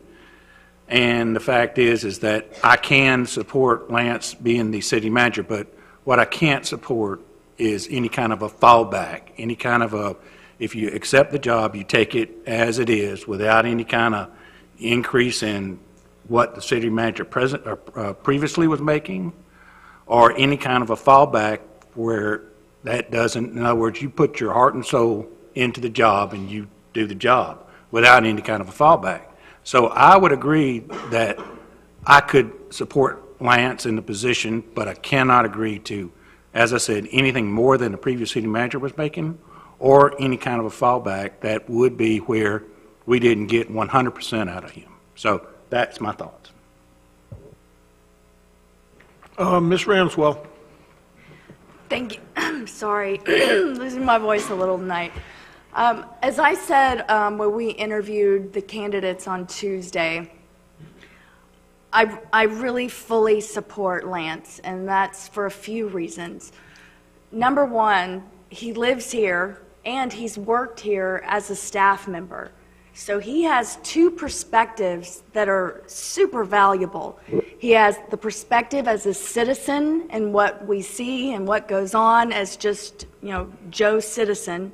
But yet he also has been able to see what's happening internally, what's going on with the council, what the mood is, the environment. And when we selected him to step up as interim, he has done nothing but prove himself, at least to me, over and over and over again. And we see that starting with the terrific presentation we got tonight from Joey. Code compliance, or enforcement as we had called it, was one of our primary areas of necessary improvement. And bang, right off the bat, Lance took that at the helm, got us to hire somebody, and it's exactly what we've been hoping and praying for years. And that's just not the only situation that I've seen. There have been other instances where he has just taken those reins and done it. And he does so with a reserved strength that, I think sometimes people look to the loud person or the really vocal, and I like what I see because he thinks before he speaks, he does his research, and he analyzes the situation. You're not going to get a flippant remark, and you're not going to get just some answer without real reasoned, measured thought. And I really like that, and I think that's what we need right now. So I am solidly for Lance receiving this position. Mr. Marler. Thank you, Mayor. My sentiments are the same with Mr. Johnson. Lance and I have known each other for several years, and I feel that, and some of the sentiment at the workshop was that he's already here. We don't have to pay for housing or anything like that, or anything of that nature. And I know we have to actually have the attorney negotiate a contract should we vote on this tonight. It was a suggestion that Mr. Dixon brought up at the workshop, the possibility of having the other candidate that we had we thought highly of as possibly as the assistant city manager, because Mr. Schmidt has been doing a lot of other duties and really hasn't been able to do the job of the assistant city manager as he was appointed by the previous city manager, and there seemed to be some heartburn with that with some of our current council members. And I talked with Kyle earlier about this, that although it's not in the charter, we can possibly include that, do a separate thing later on to where we can possibly get the other candidate to see if that candidate would be interested in the assistant city manager's position. Again, like I said, it's not in the charter, but it's a position that was created by a previous city manager back when I first came here, Mr. Rubenstein, and it worked out until one of the last assistants left us, and they just kind of left it mute until Ms. Lejeune appointed Mr. Schmidt that position. So I just throw that out there if the council would think about that as a possibility to give Lance the extra support of maybe a seasoned veteran to help out with that case. And of course, it would be a lot less of a pay scale, but I think with that we could work that out too. I just throw that out there, but my confidence is in Lance. Mr. Morgan. Thank you, Mayor. Lance, you have my support. I think you have a very difficult job ahead of you. You've been here, so you're aware of our problems, and we're going to need to solve them, and it looks like this council is going to put our trust in you to do that. I wish you the best of luck. the job, it's a difficult job, but other than competency and work ethic, the one thing I require is honesty and transparency. I want to know what's in front of me, why it's in front of me. And when we ask for something to get done, I want, we've often had 7-0 votes up here, and it comes back to us a year and a half later, if at all. And I want it to come back to us, or if it doesn't, I want to know why. And I do wish you the best of luck. The consensus of this council could easily change in a year and a half, and I fully expect you to adapt to a new consensus if we got one. And so you've been here a long time. I think you've done a great job with our Parks Department. I've often said,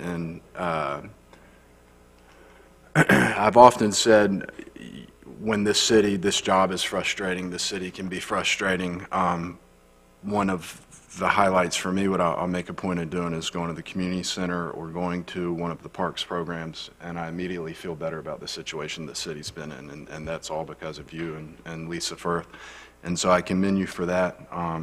But you live here, you're a local, you have your family here. I think your heart's in the right place, and I'm excited to see the job you can do. So good luck. Kyron. Thank you, Mr. Mayor. I'm going to try to although it's a discussion, there is a section that says for recommended motion. So what I would like to do is the motion would be that the city attorney and Mr. Johnson enter into negotiations for a contract. I don't know exactly how to word it, Kyle, so you might have to help me. You're just directing me direct negotiate the city attorney with to enter into contract negotiations with Mr. Johnson on a permanent city manager's basis. And bring it back by next and bring meeting. it back at the next meeting if we do have one on the 17th. I got a motion and a second. I get some people that want to speak here. Mr. Overdeer. Okay, so I was at the workshop last week and we interviewed the 4 candidates, and they were some clear, I think, cuts of who the top 2 candidates were, and certainly Lance was one of them, and there was another person there that we interviewed that I thought was very capable, had a lot of experience, had a lot of background that obviously Lance doesn't have because he's never been in the chair. He's been in it for 3 months, and that's not really a real test of what his abilities are going to be. But and this other candidate did have a lot of those abilities. And I heard one of the folks last week mention an analogy that I thought was very appropriate, which is, and when you describe the city of Destin right now, it's like an ox in the ditch. And we need to get that ox out of the ditch. And I will tell you that we need somebody that's very strong and is very capable of getting that ox out of the ditch. And at first blush, I would tell you that I would look for somebody that has the experience and has been in that chair and has done that job before. However, I'm going to tell you that as I'm listening to the other council members tonight and as I've thought about this over the last week or so, Lance has done a phenomenal job. And he's got my full faith and confidence. I think whoever we do hire, I'm hoping that it's going to be a 7-0 vote, because I don't think it needs to be anything other than that. I know it has to be at least a 5-2, but I mean, I think it should be a 7-0 vote, and I'm willing to put my vote in there for Lance. The one thing I will tell you, though, that if you become the city manager, then you're the city manager. And there's no fallback from that. If you fall on your face and something goes wrong and we have to replace you, we're going to have to hire a Parks and Rec director. And so there's not going to be a Parks and Rec job for you to go back to. And I just want you to make sure that you understand that, at least from my position. I've heard what some of the other council members here have said, that if this doesn't work out, that you could always go back. I don't think there's any going back. I think you're the city manager. If you're the city manager, then we've got to hire another Parks and Rec director. And it's not fair to whoever we hire in that position to say, well, if Lance doesn't work out, he's coming back and he's going to take your job. So I'm willing to cast my vote in favor of you to be the city manager, and I know you'll do a great job. I'm very confident in you. I've worked with you now for this short period of time, but you've done some great things, and I look forward to working with you in the future. Mr. Dixon.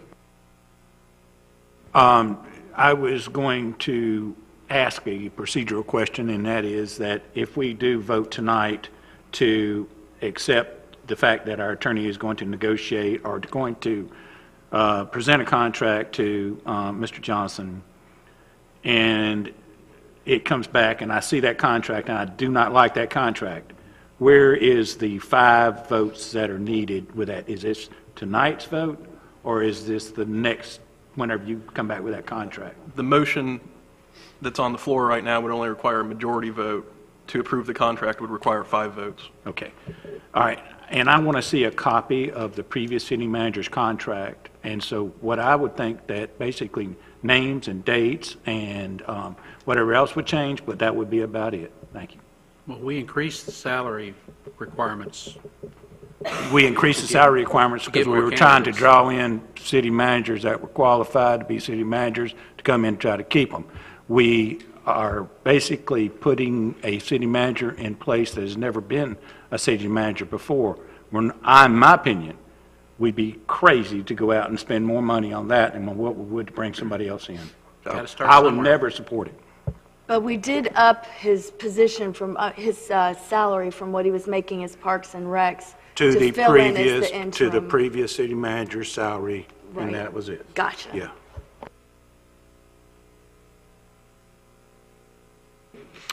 Well, we have a motion, we have a second, we've had discussion, and seeing no further discussion.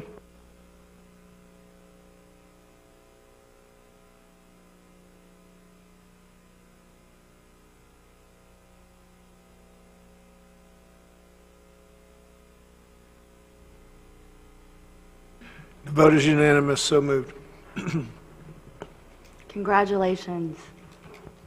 If I can, I just would like to thank Mayor and Council for all of their hard work, along with Mr. Eddy with ICCMA. I'm going to obviously update him tomorrow, but I appreciate everyone's effort in this process and all of your extra time for the interviews and all the research. And so thank you very much for your assistance. And so the next go-around, next meeting, will, in our briefing documents, will be the contract negotiation, and we'll make the official final vote at that point?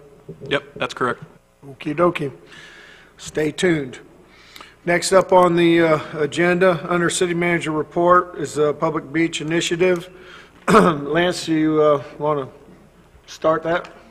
Absolutely. Thank you, and thank you for the previous vote. At the last meeting, when I was out of state, council directed us to look into getting some appraisals and prioritize some properties for those appraisals. Capri, Tarpon Beach Access, and Henderson Beach Villa. I'm coming for some additional direction today because there's been a couple of potential additional properties, and wanted to make sure that the direction remains the same, or if it changes, so that I understand what changes to be made in the priorities.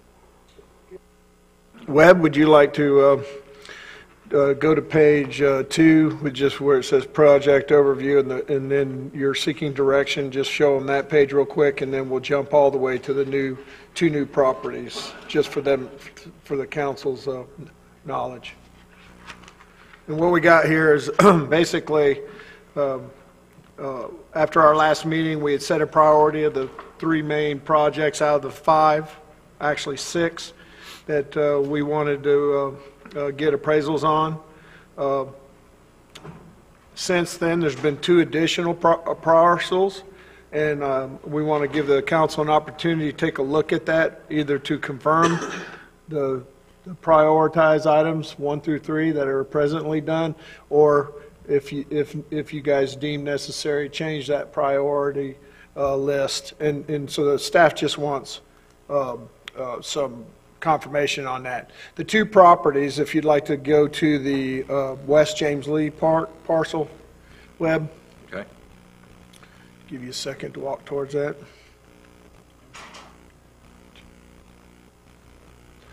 Almost there. I got it on page 7. Nope. There you go. That is the West James Lee Park parcel. Basically, let's see, what were they? He gave it to me. It's 68 linear foot. They've at an asking price of $5 million, which is 73.5 thousand per linear foot. a little bit up on the high end of the properties that we were looking at. And that piece of property is directly adjacent to the present James Lee Park that's owned by Okaloosa County. It's right next to it. Mr. Destin, you have a question? Oh, I was going to wait for general discussion. Okay. All right, so that's the first additional property to be considered.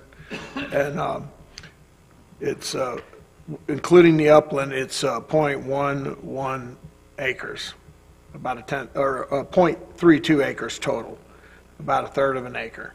The beachfront's about 1/10 of an acre. The next parcel that has been brought to our attention, Webb named it the Sunfish Street parcel because it's right at the end of Sunfish. There's the aerial view of it, looking right down Sunfish Street. And then he's got another picture of it in the street portion of it. It's 0.37 acres total, 0.14 acres of beachfront. The asking price on that is $2.95 million, and it's 60 foot, and that makes it 49,000 or 49.1 thousand per linear foot. And so those are the two additional parcels.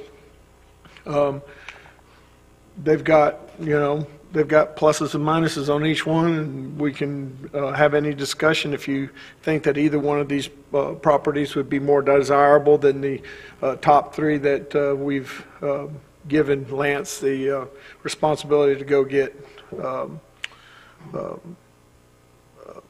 evaluations on, or appraisals on. I don't know why that word slipped my mind. But anyways, Mr. Destin. Thank you, Mayor. This is a question for probably for Kyle. Do we know of any title issues that could arise from these other two? No known issues right now, but we have not explored this in great detail yet. My opinion is it is worth exploring both of these. I would tack both of them onto the list of potential properties. It can't hurt to get an appraisal and find out what the fair market value might be, and we'll see if there's any room for negotiation with regards to all of the parcels, and we can start narrowing it down once we know what we think fair market value would be. So in your opinion, you would like to bring them up in the rankings, because the shores of Crystal Beach East and the shores of Crystal Beach West are combined or cheaper, and they're also directly attached to property we already own, where both of these other properties are standalone properties with the city. My only issue with, I think it was the Crystal Beach West, was that it came with so many legal issues that are unresolved that I felt it was a bit of a pipe dream. The Crystal Beach East, fellow council members feel passionately about it. I won't stand in the way of getting a fair market value assessment on it. It can't hurt to know what you're dealing with. Because at the end of the day, these are all the asking prices. We have to find out what fair market value is and see if they'll even come close to it, or if they're hard set on what the asking is. So we got to go through the process of getting the appraisals. And I've got Mr. Dixon next, and then Ms. Ramswell. The only reservation I have, Mr. Destin, is just that we got 3 to do, and there's 4 more left on the list. I don't have any problem with getting appraisals on every single piece of property if that's what pleases the council. I just, unless these properties might jump up there to the number 2 or 3 slot, I just think we ought to take a run, get appraisals on the ones that are the most desirable. But if the council wills to get it all appraised, I have no problem with that. Mr. Dixon. I don't see, the one that's right next to the James Lee Park. I don't get that. I don't understand that one at all. And the reason is there's a park. It's right there. It's already a park. The Sunfish Street one is not big enough. Neither one of those properties are big enough. I mean, we're trying to make a park, and that's a mini park. So I think that we're better off going for what we've already looked at. Well, I mean, the property next to the James Lee, I mean, it's a viable piece of property, but unfortunately, we already have a 1,500-foot public access right there in the part of Crystal Beach, so that part, you know, we have some regional issues here. We're trying to address beach access all along Crystal Beach. That's why I think the top three ended up being the top three. Their location, as much as how many foot of beachfront and or the price was, they're really located. Those top three parcels are really located where we need beach access the most. So I'm with you on that particular piece of property. It's just we already have a park there that's got a lot of public access. We need more in the center of Crystal Beach and definitely more on the west end. Ms. Ramswell. Thank you. So what I said last time still stands for today. I really like the Henderson Beach Villas space because I know exactly where that is. It's at the end of Matthew, almost directly at the end of Matthew, and that is a dire need area. Similarly, the west and east section of Shores at Crystal Beach, I know you had mentioned that there was some sort of legal issue with the one on the west, but I believe that we'd also heard there were some title or legal issues with some of the other properties. I still think that's exceptionally viable to try to obtain the west and the east, specifically because that's where we have an access with bathrooms and shelter and everything, and all we have is what's directly past it. If we can expand that without having to accommodate and build bathrooms and such, that's a benefit for us. So that's why I still keep going back to the two Shores at Crystal Beach properties, and am particularly fond of Henderson Beach Villas. When I met with the owners of the Crystal Beach West, which is Crystal Port, I think they told us, and you can correct me if I'm wrong, Kyle, that the only issue they had was with that vacant piece of property next to it. I don't think, was there issues with Crystal Port itself? I'm going to let Jeff address this because... Do you remember, Jeff? Only one of the parcels had issues to, at least is what the owners told us at the time. They said it was the one, I don't know if it was the east or the west. It was the one that is owned by, I think, Turnberry, I think, or the... Yeah, and that's not Crystal Port. That's the one just to the west of it. And they said that while they went and negotiated it, we could possibly lease there. But the property itself, the Crystal Port West for $3.65 million, Ms. Ramswell, I don't think it's got any issues legally. If my memory serves me, Jeff, maybe you guys can look at it. I think the issues were more actually with Capri, just because you couldn't get 100% of the townhouses out there. There's going to be possibly one holdout, and they can carve that unit owner out, given the ownership structure of the Capri Townhome Association.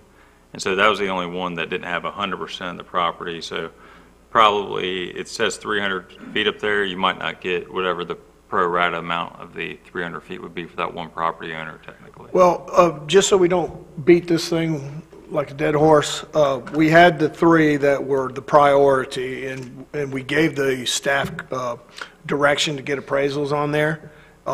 If this council would like any of these other properties to get appraisals too, I think that's what staff would like, is just clear direction on how many appraisals they want before they come back to us. Because after we get the appraisals, then we got to give them the ability to render into a contract. Because without a contract on these properties, we really can't write a grant, applying for the funding. So if it pleases the council, I'll entertain any kind of motion to add any properties other than the top three if we want appraisals on those, or just stay focused on these three. I have no preference at all. I just want clarity for our staff so they know which way to go. I have a question for Mr. City Manager, since you may know this. What is the actual beach footage that we have there at Shores of Crystal Beach? Do you know off the top of your head? It's roughly 60 foot. And see, that one has the whole full hut and everything, but that area in particularly, and I know when I worked the beach down there, that is a very volatile section of beach where people are constantly getting into fights because there's not enough beach space. And it's an access that we have where we're directing people to go, look, here's showers, here are tape. So I really think we ought to expand on what we have there to fully benefit from the public access that we have and create more space for folks that are already headed there. I would like to add it. 16 feet that we own, right there. Perfect. So then if we tried to get the other two, we could double, triple. I mean, Do you I want to would make a really- motion to add those two properties for appraisals? I would like to make such a motion, yes. Okay, I have a motion to add those two properties to the list of properties to be appraised. Do I have a second? Second. And I have a second. I have a couple people here that would like to chat. Mayor, real quick, just to, because I was going to cut him, I didn't want to cut off Ms. Ramswell, though, just to kind of, there is a little bit of urgency ultimately on this. You need to get the applications in pretty soon. There's some rumors that the Triumph Fund Board might be defunded next spring and all the money sent over to the Hurricane Michael relief area.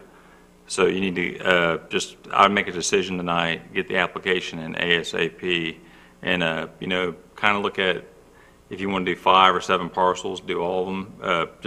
That might be a drop in the bucket to potentially losing the access to the money to something that I think they might be receptive to if we can get it into them in time. Just remember here, it doesn't hurt to over-ask. We're just asking for money from these people. Yeah, but this is part of the process. We got to get these appraisals done. So we have a motion. We have a second. Mr. Destin. I'll just offer a substitute motion, and I think I'm going to go off of what Jeff has said. Why don't we just do appraisals for all 7, and we can come back and assess. Some of them will drop off clearly when we find out that fair market's not anywhere close to asking. There's not a whole lot of wiggle room. We'll prioritize and we'll get those things, several of them, sent out as quickly as possible. Are you okay with that, with the original motion maker? I made a substitute. I got to have a second. Okay, we got a substitute motion, I'll second that. and we have a second. Mr. Marler. I'll wait to see what happens with the substitute motion first. Mr. Braden. How much money are we talking about, and where's that coming from to get these appraisals? An average appraisal is around $3,500 Yeah, for a commercial for a parcel. commercial purchase. So we were going to be talking about $9,000 to get the first 3 appraised, or $10,500. And now if we do them all, it'll be more than that, 20. And where's that money coming from? Isn't that we pay Bragg the big bucks for? Where's Bragg? And there should be a discount in bulk, though. If you use the same appraiser to appraise all 7 of them, they should be able to work out a rate. Since they don't have to use the same comps, all the comps will probably be basically the same for each of the parcels. I'm just saying, the East Pass Preserve Parcel B, to me, is not viable by any stretch No, of the all imagination. right, I'll clarify my motion. It doesn't include East Pass Preserve Parcel B. Okay. Okay, I'll Second. still maintain my second. I have a question for the attorney. Go ahead, sir. Okay, one of the parcels in question is owned by an affiliate that I work for, so how does that work? No, you're not taking that one out. There's You another should parcel. refrain from this point on, sir. Yeah, If that's my advice, you don't have to. Okay, I'll so need a form. let's just move So I'll forward. be then. abstaining. We have a substitute motion. We had a second. Any further discussion on this? Mayor, I'm going to have to abstain from the vote. I've got family members with vested interests in a property. Okay. So it's- So noted. So seeing no further discussion or abstaining, let's vote.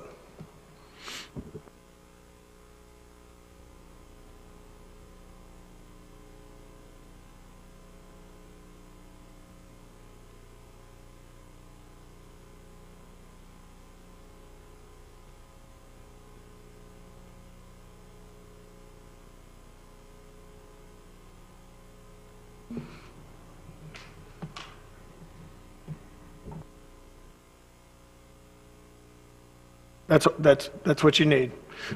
Bring that, looking forward to you bringing that back before us. I want to make comment real quick on what Mr. Burns just said about the Triumph funding. I learned of this information. It's rumor of sorts. It's not definitive, but there's there's been comments made by the Speaker of the House and the Florida State legislation that seeing how the infrastructure was so severely damaged in Bay and in Gulf County, Washington counties, that maybe some of this Triumph funding that state controls should be earmarked for those counties, because I think Bay County was in one of the 8 counties that were approved for Triumph funding. I plan on being at that meeting in Defuniak Springs, representing the city of Destin. I think it's Thursday morning. I think it's Friday. Or Friday. And then I'm going to communicate with Commissioner Kelly Wines that we represent our county and our city in this case. I think we'll get Mr. Ponder and Mr. Gates involved with this as well. It may just be rumor, but something like that, if it did take place and it siphoned a bunch of money, it would basically kill the beach initiative and a lot of other projects that we want done. So we're aware of it.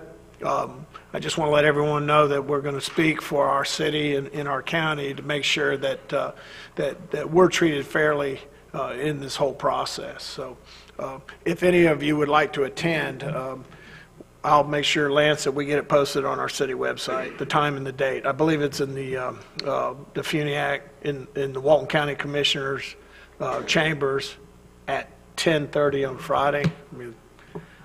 Mayor, only one of y'all up there should attend, though, to avoid any sunshine law violations. So I believe you just volunteered for it. So. I think Parker Destin ought to do it. It is at 10:30. Seeing how he's TDC representative. But I went to the last one. We need a break from the restaurant. Yeah, that is sad. I do need a break from the restaurant. Going to a Triumph meeting. My only reprieve Well, is sad you state are of more affairs. you are more politically connected than the mayor anyway. So, thank you so much for your service, Parker. Going to that meeting on Friday. Thank you. All right. Some of us aren't quite semi-retired yet, so got to I'm in my 30s, still trying to make a living. So, semi-retired or permanently retarded, I don't know. New Year's Eve Harbor War. Oh, back to our city manager's report. If you can't do it, I'll step up. Okay. Thank you, Mr. Mayor. The next item is the staff requesting council's approval to co-sponsor an event that takes place on New Year's Eve at our Harbor Boardwalk.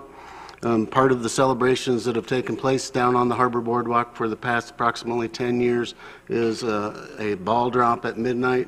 It has become a tradition on the Harbor Boardwalk. It is hosted by Harbor Walk Village, but impacts the entire boardwalk businesses from AJ's all the way to the east. What I'm asking for is for council to agree to co-sponsor this event, just like the city co-sponsors the Destin Seafood Festival and other citywide special events that provide special events for our residents, number one, and also encourages people to come into our city for tourism. They spend the night down here at the boardwalk. The reason why I'm going at it this way is because we have strengthened our code for what is allowed in city parks, and so this year we have a very stringent code about commercial activities taking place in the city park. An individual could not do a commercial activity in our park. If the city co-sponsors it, we can. And the reason why I am supporting this is because we will have to have from the vendor or from the commercial outfit a certificate of insurance, and we will also have to have a liability waiver from that organization, which is what we require for every other park rental in the city. So I think it's a good thing, but I just wanted to do it above board, and I'm going to leave it at that. I don't know that there's ever been a park permit issued for it before, but I want to do it right this year and help the city enjoy a happy New Year's. So I'd like to fish for a motion to that effect to give Lance the ability to co-sponsor. So moved. Got a motion? Second. Got a second? Ms. Ramswell? Oh, I didn't hear him. Question. So last year, there was a fire that broke out with one of the fireworks shows. Will the change in our code that you just cited with the need for insurance and such, would that cover another fire or another disaster such as that? Well, if it took place on the city park property, the certificate of insurance and the liability waiver would absolutely be in play there. I know the fire you talked about last year. I was actually watching the event on YouTube, and that was not on city property, thank goodness. And it was my understanding after they investigated, it was not the professional fireworks show that caused that, but it was some local, or perhaps a tourist setting off their own fireworks on what we call Redneck Beach sometimes, and it got into the dry brush. Okay, great, thanks. All right, Mr. Braden. Do you know what they're going to use as an anchor point out there on? I can answer that. In the past, they've used a bobcat type piece of equipment out there. That way they can adjust the tension on the line and make sure it's out of the way of masts that are trying to still pass through the opening to the harbor. Mr. Marler. I will be abstaining from the vote due to the fact that I'm employed by Harbor Walk. Anyone else? All right, we have a motion, we have a second to be co-sponsors of the dropping of the ball, January or New Year's Eve celebration that makes everybody enjoys. Let's go ahead and vote.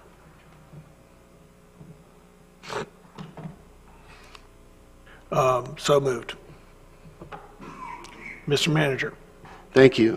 Next is item 4E, follow-up on short-term rental workshop held on October 25th, and Ms. Kimberly Kopp, our land use attorney, will take this item. Thanks, Lance. So this ordinance is basically just focusing in on the occupancy issue that you all discussed in October.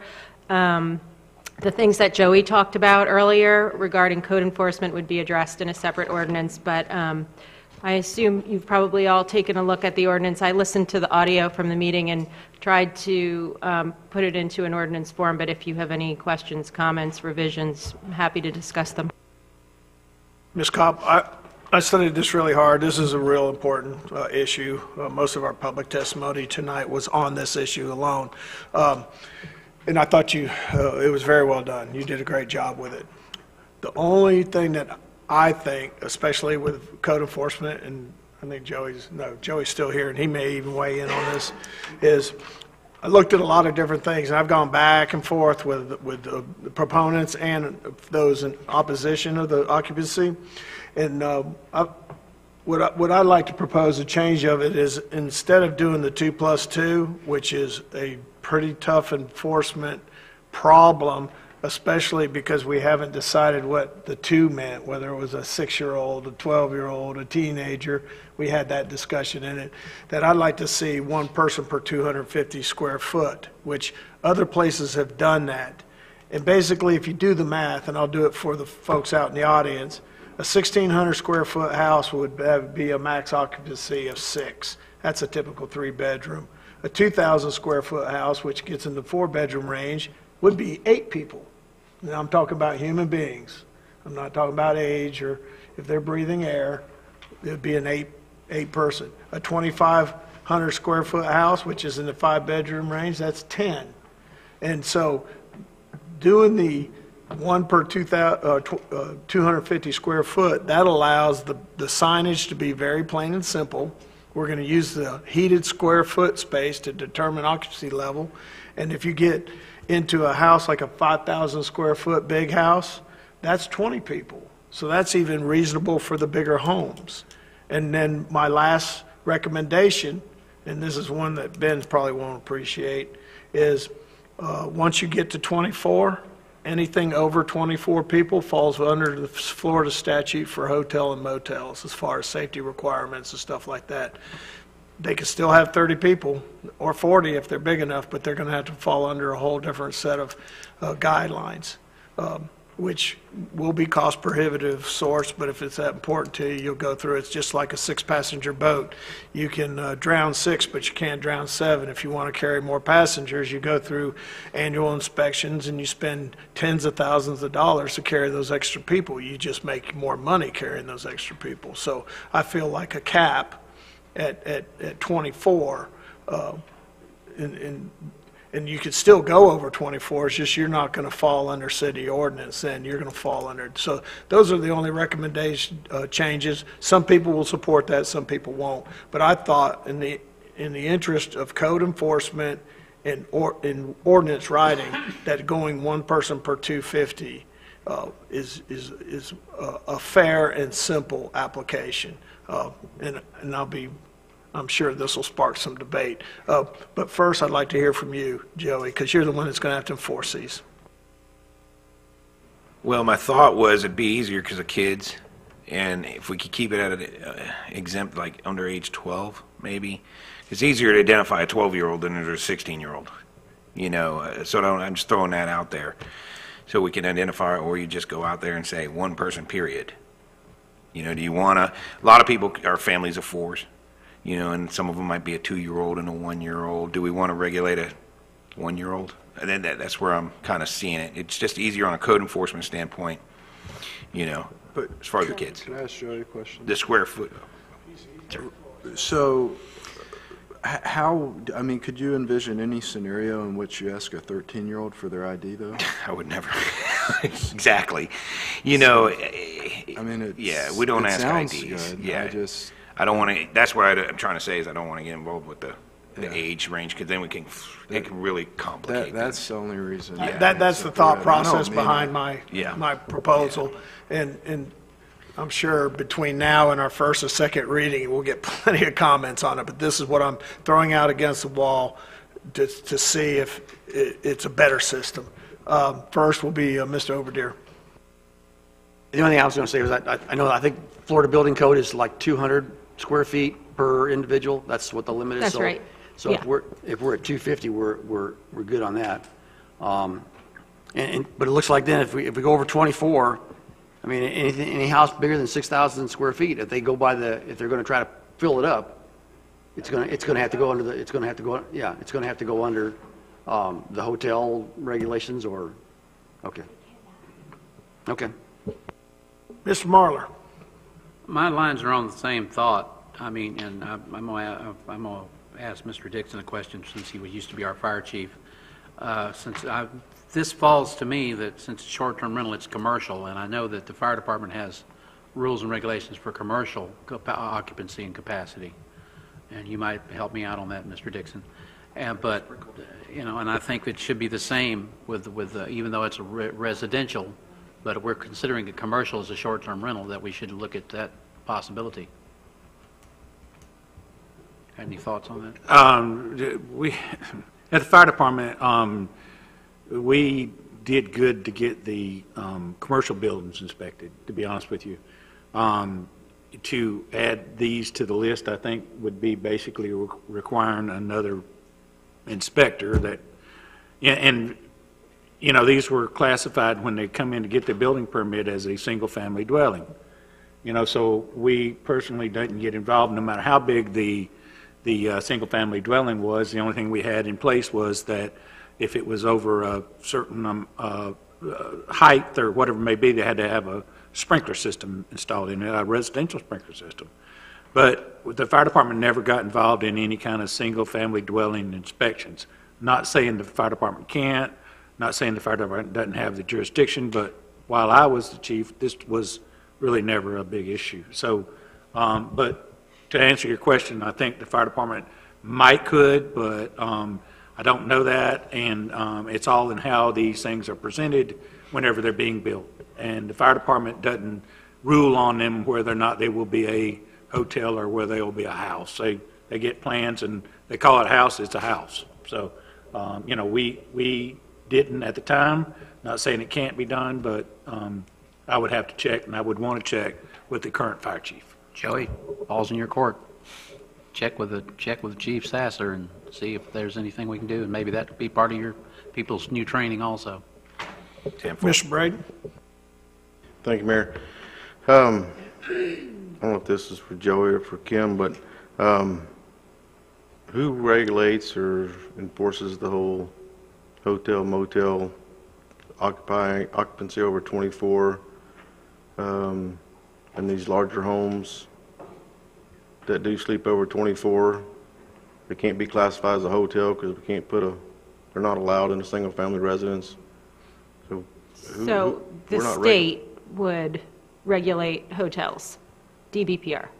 But they're not doing it now, so. If they fall into the definition of the statute, then they are doing it now. But I think what the mayor is saying is to put into our code, it's not state law 24 is considered a hotel. He's saying put it into the city code so that we only regulate houses with occupancy of 23 and under. If I'm understanding you correctly. I think it's the actual number for the state statute's 25, so that's why I said 24 and under. So really, we can't do anything with a home that's 6,000, 7,000 square feet and it's sleeping 30 people. We just can't do anything about that then with this ordinance.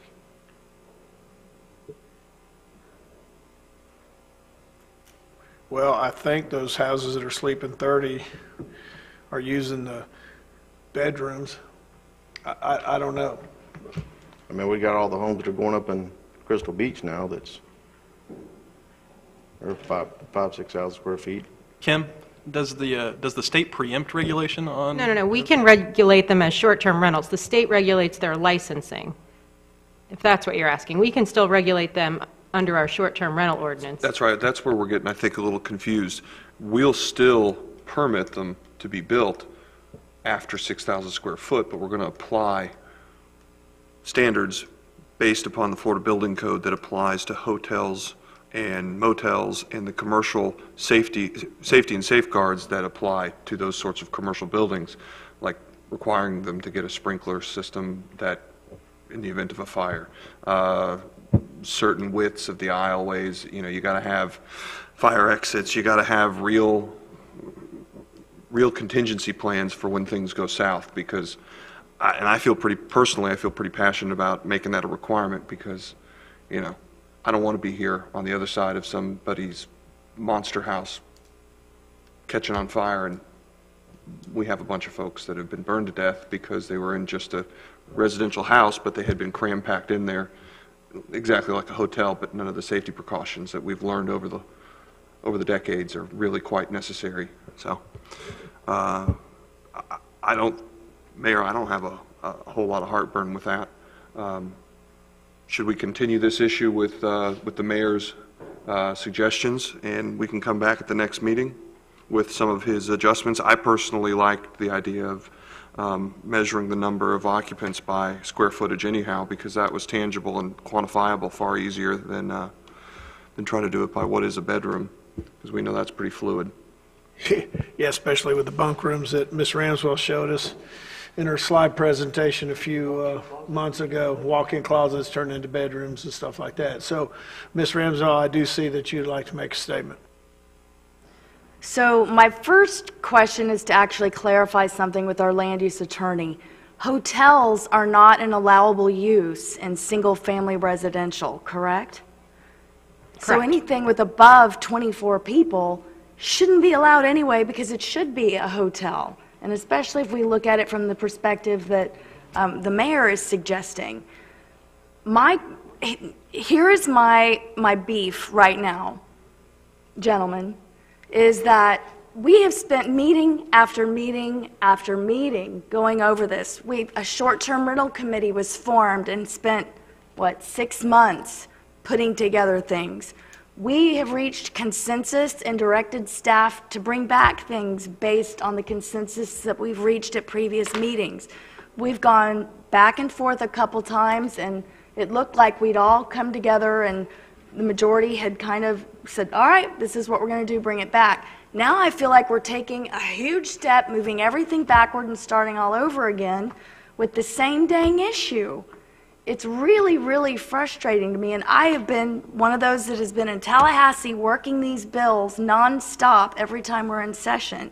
And I know how close they are to getting some of these bills passed that will not allow us to make any decisions whatsoever. It's going to be whatever the state wants. We'll lose total local home rule on these subjects. We've got to get something in place, and we can't keep going back and forth depending on the way the wind blows. And I know people have feelings and opinions, and they want to be heard, and I want everybody to be heard, but it's like 1 week we get all the short-term rental folks in, and they sway us one way. The next meeting, they're not here, but all the homeowners are here, and we're swayed another way. And we've got to reach a decision and stick with it, or we are never going to accomplish anything. I say we stick with what's brought with us. It may need some tweaking, but we've got to get something on these books, or we're going to be screwed, for lack of a better, more professional term. Well, Ms. Ramswell, my intent here was to take that consensus of the 2+2 and make it a little more enforceable, and actually, especially anything under 2,500 square foot, actually a little more restrictive than the 2+2. That was my only intent, not to go by the wayside or throw all that hard work away at all. So I just want to let you know the intent of that was the only suggestion I had out of the whole language in the ordinance was to maybe, instead of doing the 2+2, simplify things, actually be a little more restrictive in certain area. The cap thing may have threw everybody for a loop, but that's the intent behind this. Now, I like the idea of a cap. I mean, I do think if that's the council wants to just go with what we got, I'm okay. I'm not opposed to this. I was just trying to do a simpler, easier, more enforceable idea. So, but that's the whole purpose of throwing the idea out, is to hear everybody's feelings. Mr. Morgan. Thank you. I like the square footage. Did you, and I might have missed this, but did you pull the numbers per square foot, the occupancy levels per square foot? Where was that from? Calculator. Yeah, I know, but from do we know of any? Yeah. I municipalities looked at some of the documentation that some of our citizens had sent me through emails and stuff on some of the occupancy rates that these different communities all over the country had used, and some of them do 10+2. Some of them even are up to 1 per 350 square foot. But I thought that was not fair and or reasonable. Just thinking about my own home, that I live in. I have a 5-bedroom house, and 10 people is not too many, but it's just right. And if somebody's got a house that big that they want to rent it, that offers, mom, grandma, grandpa, and son and daughter, and a few of their kids. There's 10 people in the house, and it's not. I mean, the whole occupancy rate issue for all of us is to address overcapitalization, yet not hinder entrepreneurship and profit making and tax bases and stuff like that. We're trying to find some type of compromise here to address all of the things facing us. Mr. Braden. Real quick, Mayor, I've got one more point. But before I can support this, how do we envision us enforcing somebody breaking? I mean, you'll get a complaint, and I know some people who will file complaints with you about certain houses. How is that gonna work? Square footage, the occupancy level, it's set. How are you going to? How we'll have to do it is through advertising. And as our officers and we grow the unit, I'm working with Webb, and under this, under my profile of doing it up to 500, was also to help support IT. IT can help us. We need another IT guy that can help draw in. They can work part-time IT, because a lot of the cases that are going through IT is our cases. So we need an IT guy, and also to pull in that off the websites. To make sure they're advertising. Correct. Make sure the advertisements. Okay. So and that should probably that will trigger that, almost like what one of the people said, the host compliance. We're going to do that ourselves. So we don't got to outsource it. It's a lot of money to do outsource. It's almost over 1,200 properties. It costs you $70,000. Sure. So we can do that for less. And I think some of the enforcement capabilities is just through observation. If you're getting a complaint that they're piling a bunch of people in there, well, you just swing on by there around 8 o'clock and see all the cars and the people, and swing by there, at 11 o'clock, and if all those cars are there, so are all those people, and now you know you got an issue. But does he go inside, does he? Yeah, well, sometimes you won't have to go inside. You can just hand them a little citation in the morning. I enjoyed your presentation, and I hope you can tackle this. That's why that's the whole intent, to this entire council and the people out here, is to do something that works. The people that play by the rules and are trying to do it the right way, they're going to take it on the chin here because of all the people that it's not. But those people that aren't doing things the right way, either through their business model or their actual operations, we're trying to legislate to correct that. But at the same time, it'll level the playing field, and everybody will have to play by the same rules, and that'll make it more fair to the good operators to control the bad. But the only way we control the bad operators is no matter what rule we make here, no matter what our rates are, our signage, we know there's going to be people that are going to cheat the system. That's why we hire Joey. So we're not acting or thinking for an instant that this is a panacea that is going to solve all our problems.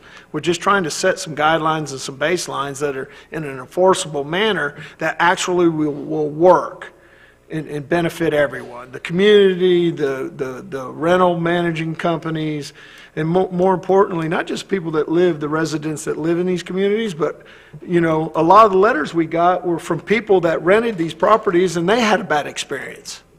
So that, if there's a good quality of life for the people that live there full time, it's also mean that the vacation experience is going to be equally as well. And when that experience is well, if I'm a good entrepreneur, I'm going to build on that, and that's how I'm going to sell my product, and that's how I'm going to keep from having to reduce my rates.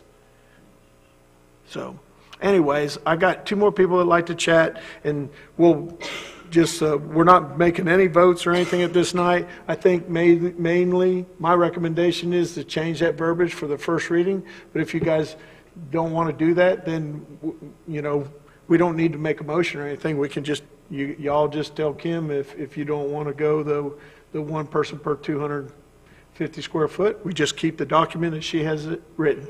Mr. Dixon. You skipped me, Mayor. I'm sorry. First means first. Rodney Braden's got first. I'd like to That's what happens when you sit all the way at the end. I do it all the time. I'd like to hear if Mr. Lewis had anything to add to this, or would like to weigh in on it. He may have something new for us. May I ask my question while he's coming up? Go ahead, Mr. Dixon. Mayor, what are we going to do if it's like 5,200 square feet?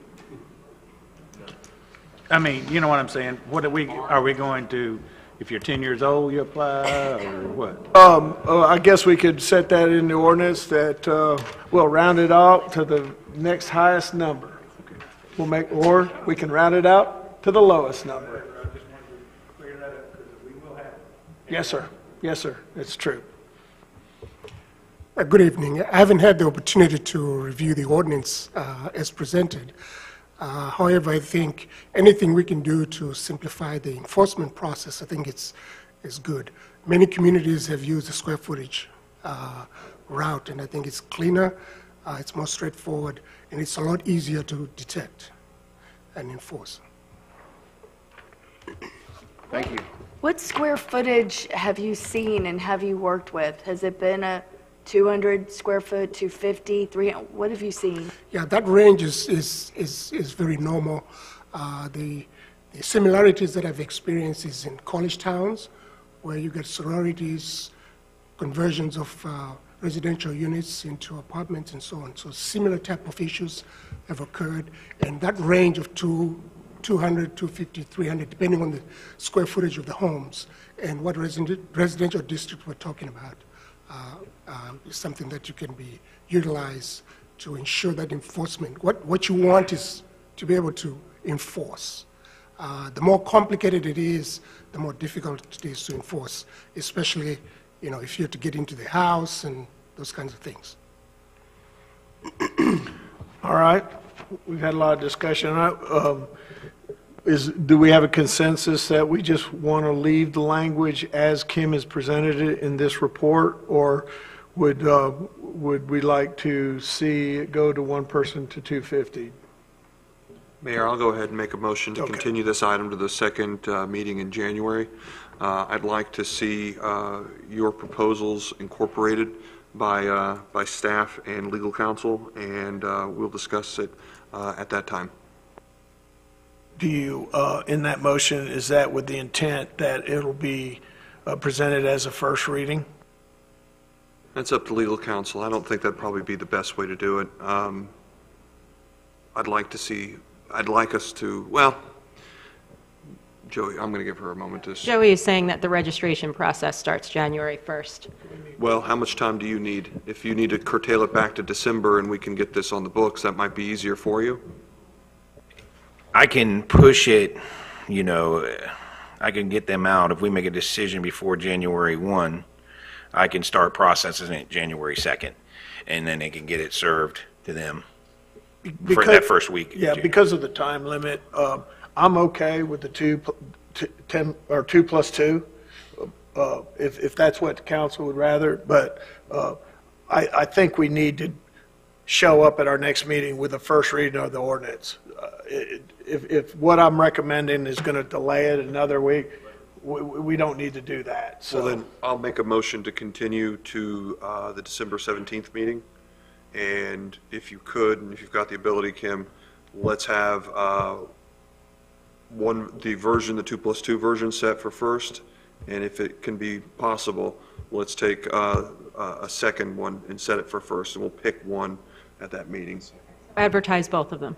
and advertise both. Okay. is that good with everyone? Well, we got a motion. 2 plus 2, and then the 250 square foot version. Basically, you're just, your motion is give us 2 options at the next read, for the first readings. All right, so. Are we going to include a cap? It's going to include exactly the parameters that the mayor suggested. So our first meeting in January will be the 7th. We'll be able to do a second reading, and will that still work with If you pass Joey? it on, if you pass one on first reading, then yes. Okay. Okay, so we have a motion. Do I have a second? We have a second? Second. All right, I got a second here. Any further discussion on this item? Seeing none, let's vote.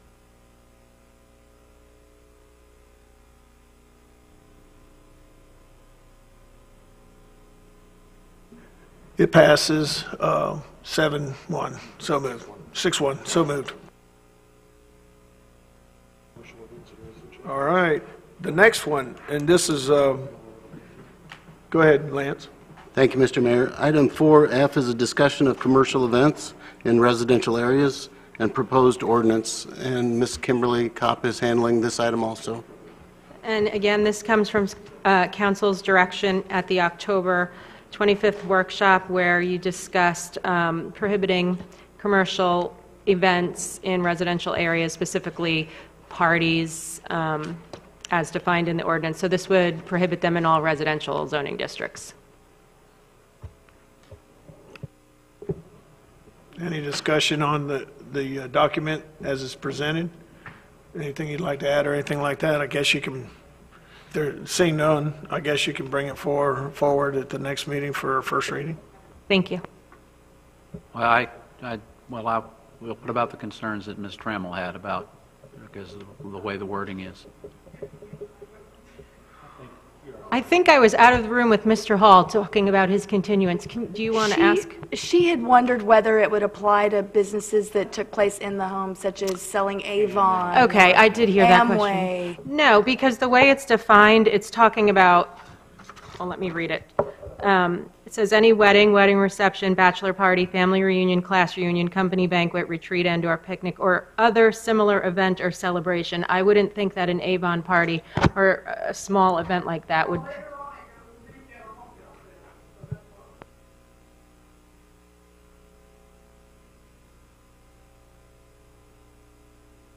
That's in the existing code. That's not being added, and I think you're talking about the home occupation section. So that's already in there. All we did was add commercial special event venues. So apparently it's already in the ordinance. I don't think you're- Sandy, and I think people use common sense with most of those kind of things. And unless you got a neighbor that's got a real axe to grind. You got to get her up to the podium. Sandy, come on up, because those are real valid questions, and we all need answers to them. But I think because it's already been part of the ordinance for how many years?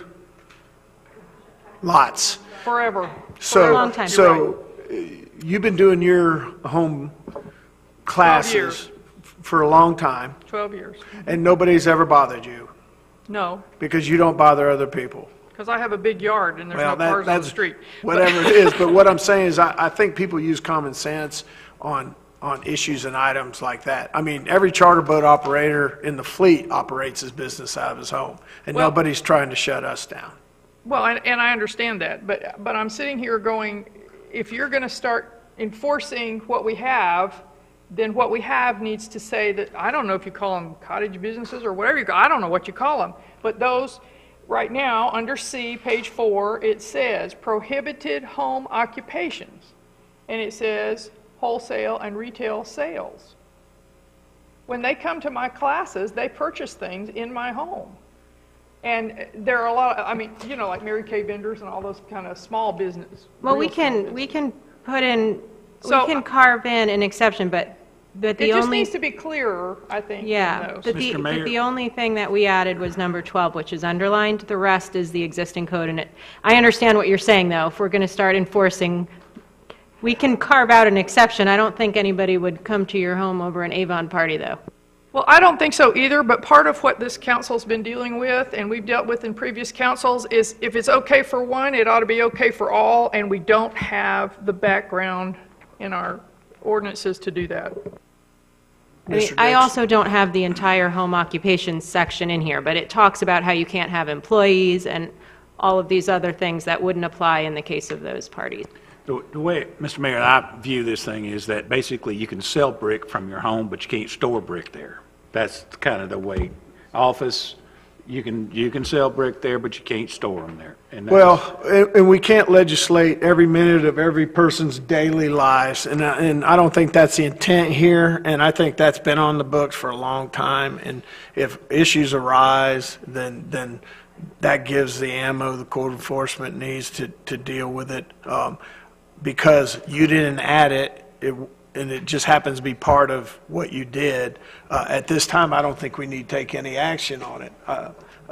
This is a classic case of good governance with common sense, and I think that's how we have to apply this particular one, Sandy. Like I said, if this becomes an issue and somebody gets a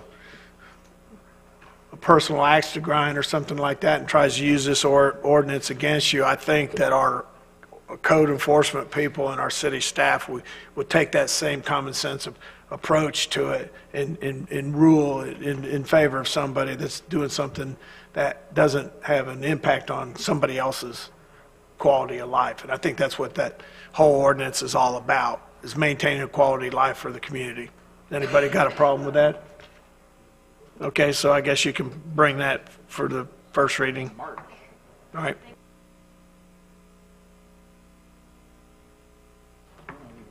Back to you. Thank you. I just had a couple announcements I wanted to make real quick. Number one is I'd like to welcome Mr. Louis Zanguzzi, our new Community Development Director, to the City of Destin team. We're very happy to have you on board and look forward to seeing how you're going to help us out. Good deal. Secondly is this coming Saturday morning is the City of Destin annual Christmas parade, weather permitting, and council is all participating. We asked council to show up somewhere between 9 o'clock and 9:45, probably closer to the 9:45 hour, and your carts will be located near Pepitos. So if you would do that for us, the candy and all the goodies will be there and ready to go should we be able to get this one off.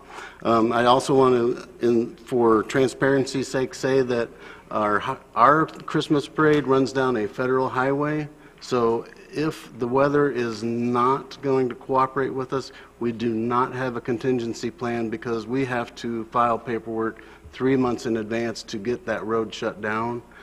Plus, we do not want to infringe on our neighbors' parades. We all take turns with our dates. So hopefully the weather will the Destin Dome will work and we will be able to get this parade in, and I invite the public to come out and enjoy the event too.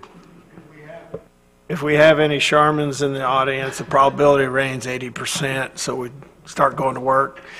See if we can work that down to a lower thing. Also, I want to make a public service announcement. The Sheriff's Department is going to make sure that nobody throws tomatoes or eggs at myself or any member of the council. So don't try it, because they're going to be ready. All right, we're going to move on here. Public hearings, and it's 8:30, and so we'll try to be on point here and not keep you folks any longer that would like to speak on these issues. Kyle, would you like to start us, please? Yeah, this is the Restaurant Row redevelopment. They're requesting a major deviation. I'm going to turn this over to Ms. Kopp because she was speaking with Mr. Hall earlier. Yeah, and actually they're requesting a simple deviation. That portion of the agenda is wrong. They had originally submitted a major deviation, but it was subsequently changed, and so the current application is for a simple deviation. However, I was talking to Mr. Hall out in the hall, and he did agree to the continuance based on council's request. So he said he wanted you all to have the information that you needed with regard to the Sterling Shores, although he did indicate to me he wanted me to pass on that he felt they were two totally separate issues, but he wants you to have the information, and we will have it by the 7th. So a motion to continue to the December 17th meeting? Yes. Yes, the 17th. So moved. Okay, I got a motion, got a second. Any further discussion? Voting?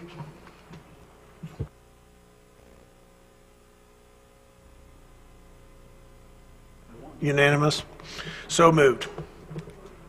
Item number 2, Kyle. Yep. This is a public hearing of ordinance number 18-26-LC. It's first reading. An ordinance of the City of Destin, Florida, amending Article 2 of the Land Development Code to amending the application categories for vested rights determinations, providing for authority, providing for incorporation into the Land Development Code, providing for conflicting provisions, providing for severability, and providing for an effective date. At this point, we'll take any comments from the public on this first reading. Seeing none? Seeing none? Going twice? All right. This is really Ms. Kopp's category if she wants to address anything. Lay it on us. No, this is the ordinance you all requested a few meetings back when we had the roof pitch issue to address small situations. It's for structures of less than 4,000 square feet when applications were submitted pending the comp plan changes. And you did a good job on that one as well. Thank you. I read all the document. Can I have a motion? Go ahead. I'll make that Recommend a motion. I'll make it. I move to approve ordinance 18-26-LC on first reading and direct staff to advertise for second reading. Second. I got a motion. I got a second. Any further discussion? Seeing none?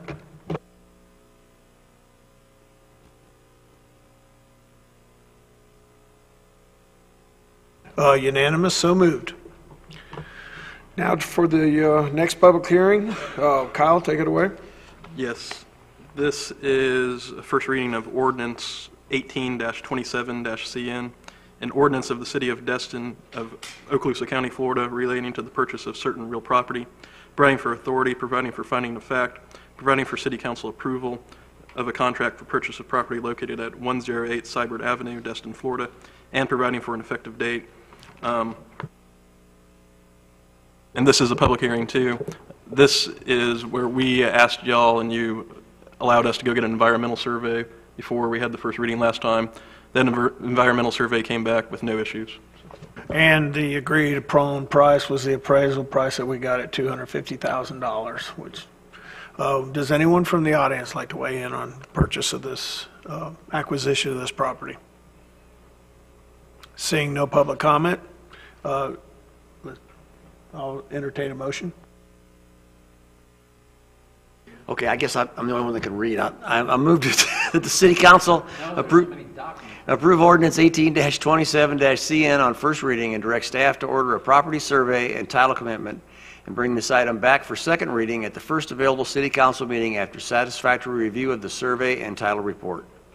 Second. I have a motion, I have a second. Skip, that's why you got the most votes last election. Okay? You're the man. You do the Pledge of Allegiance, you read all the ordinance. He read good. Okay, I got a motion, a second. Does anyone have any further discussion? Seeing none?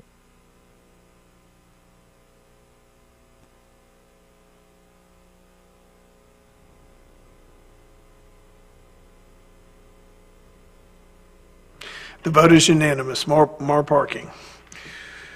Kyle.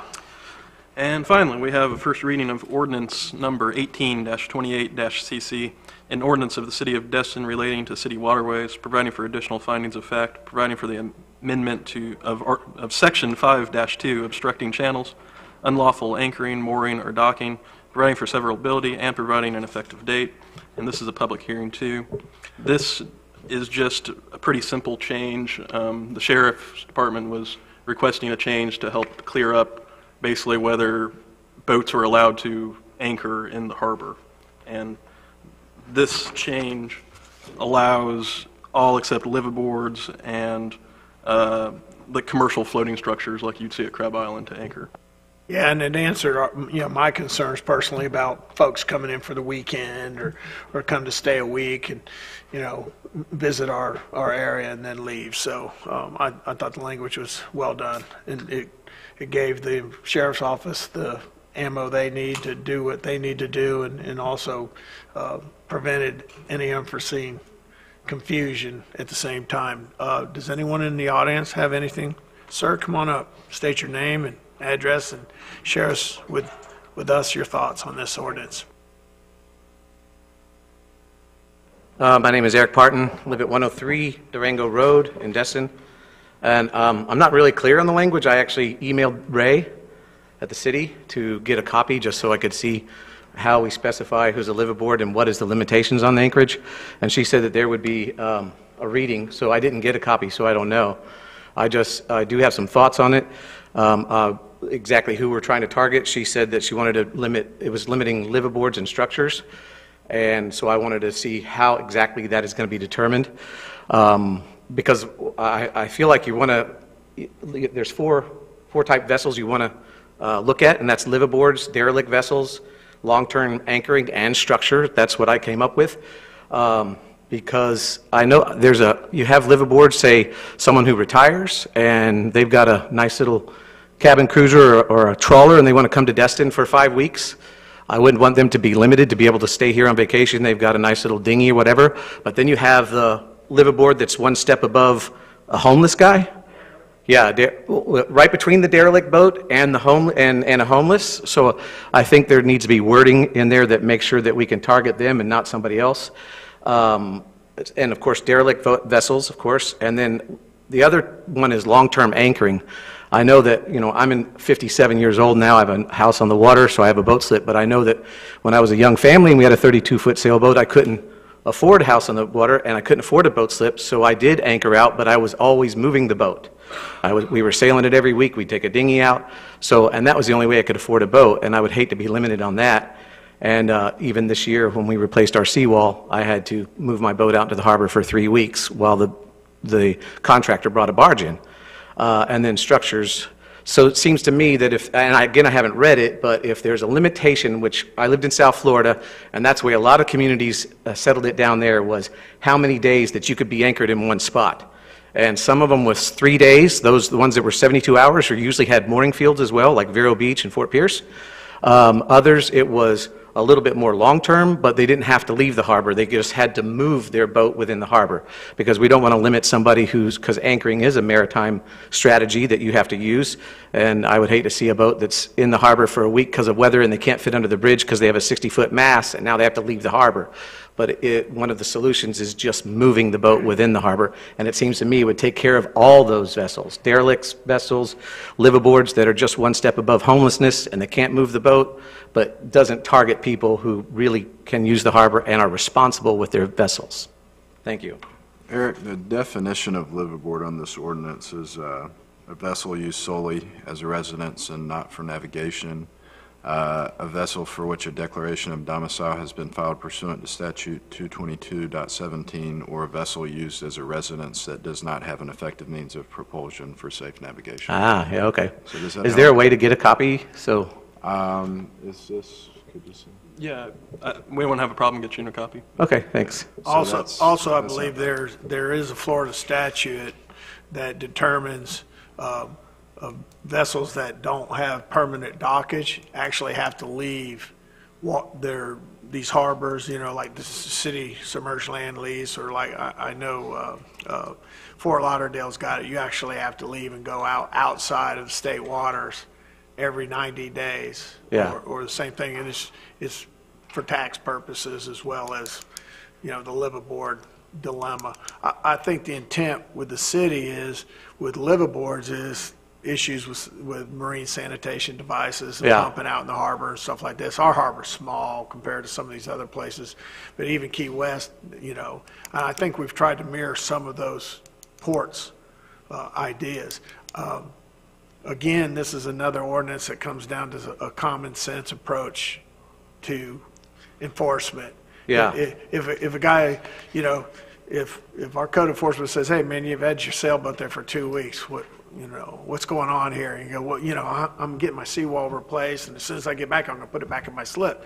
Well, you're not going to get violated for that kind of issue. But if you're on there and it hasn't moved and you're living on it, and Oh, I agree. I live out there, so I'm all You know what for I'm targeting derelict boats that end up in someone's, other boat during a hurricane, so. I think we have a separate derelict boat ordinance too, don't we? Yeah, there is. Yeah. Yeah. And being a mariner, you know the difficulty of maritime law in of itself, especially with derelict vessels. So, Yeah. we're just doing our best right here, I believe, with this ordinance to get some clarity for the county and our code enforcement group. I'm to- all to for it. Try to keep the harbor. I'm for that. I just wanted to make sure, I just heard about the ordinance and I didn't know the wording. And I just wanted to make sure that it would, I lived down in South Florida where we had a harbor master. You had a mooring field, and if you wanted to stay in the mooring field, you paid the harbor. He came around and you paid. You could pay monthly or by the day. If you anchored, you had 72 hours to anchor in one spot, and it seemed to work good down there. And they also enforced the pump out, making sure you weren't dumping in waters. Yeah, we're exploring that right now. We're working on trying to get designated waterways. So Well, thank you very much for Appreciate listening. your comment. Appreciate it. All right. Any other public comments on this ordinance? First reading? Seeing none? Sir? Go ahead.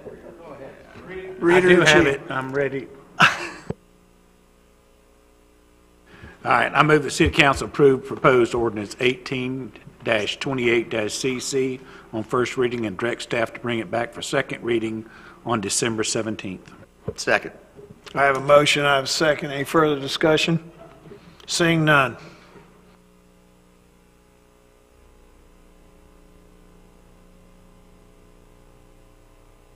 Unanimous, so moved. Lance. We're going to the consent agenda here. Mr. Mayor, there's 3 items on the consent agenda, unless there are questions. I'll make a motion to approve. Second. We got a motion, we got a second. Mr. Dixon.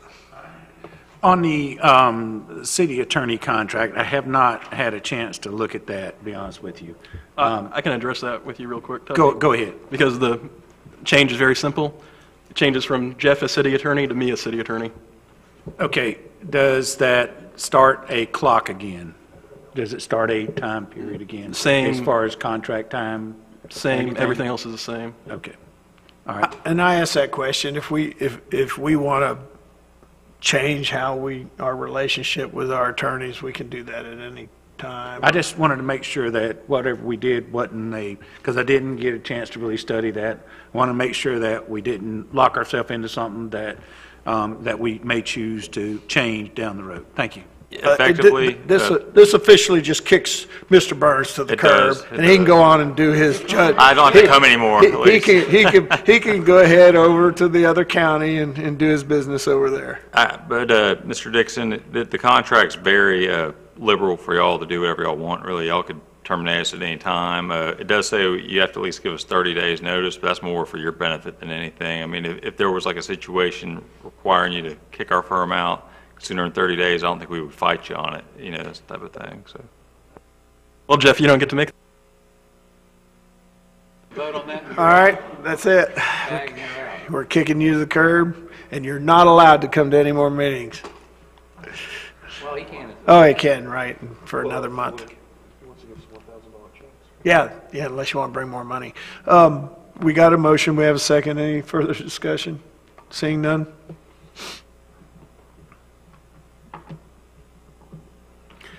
Vote unanimous, so moved. Real quick on that, once I'm a judge, I'm not allowed to donate to charities openly anymore either, so. Well, you better hurry. You ain't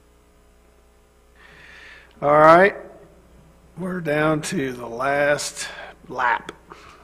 Mr. Braden, I didn't forget you today. All right. I just want to say congratulations to Lance.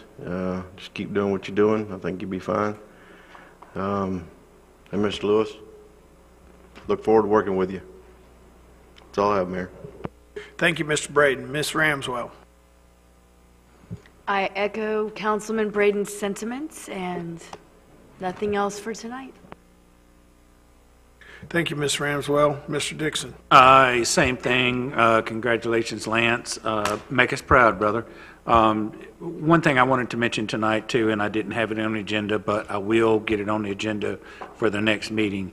I want us to have a serious discussion on the curve on Airport Road that I've talked about now for the last 3 months.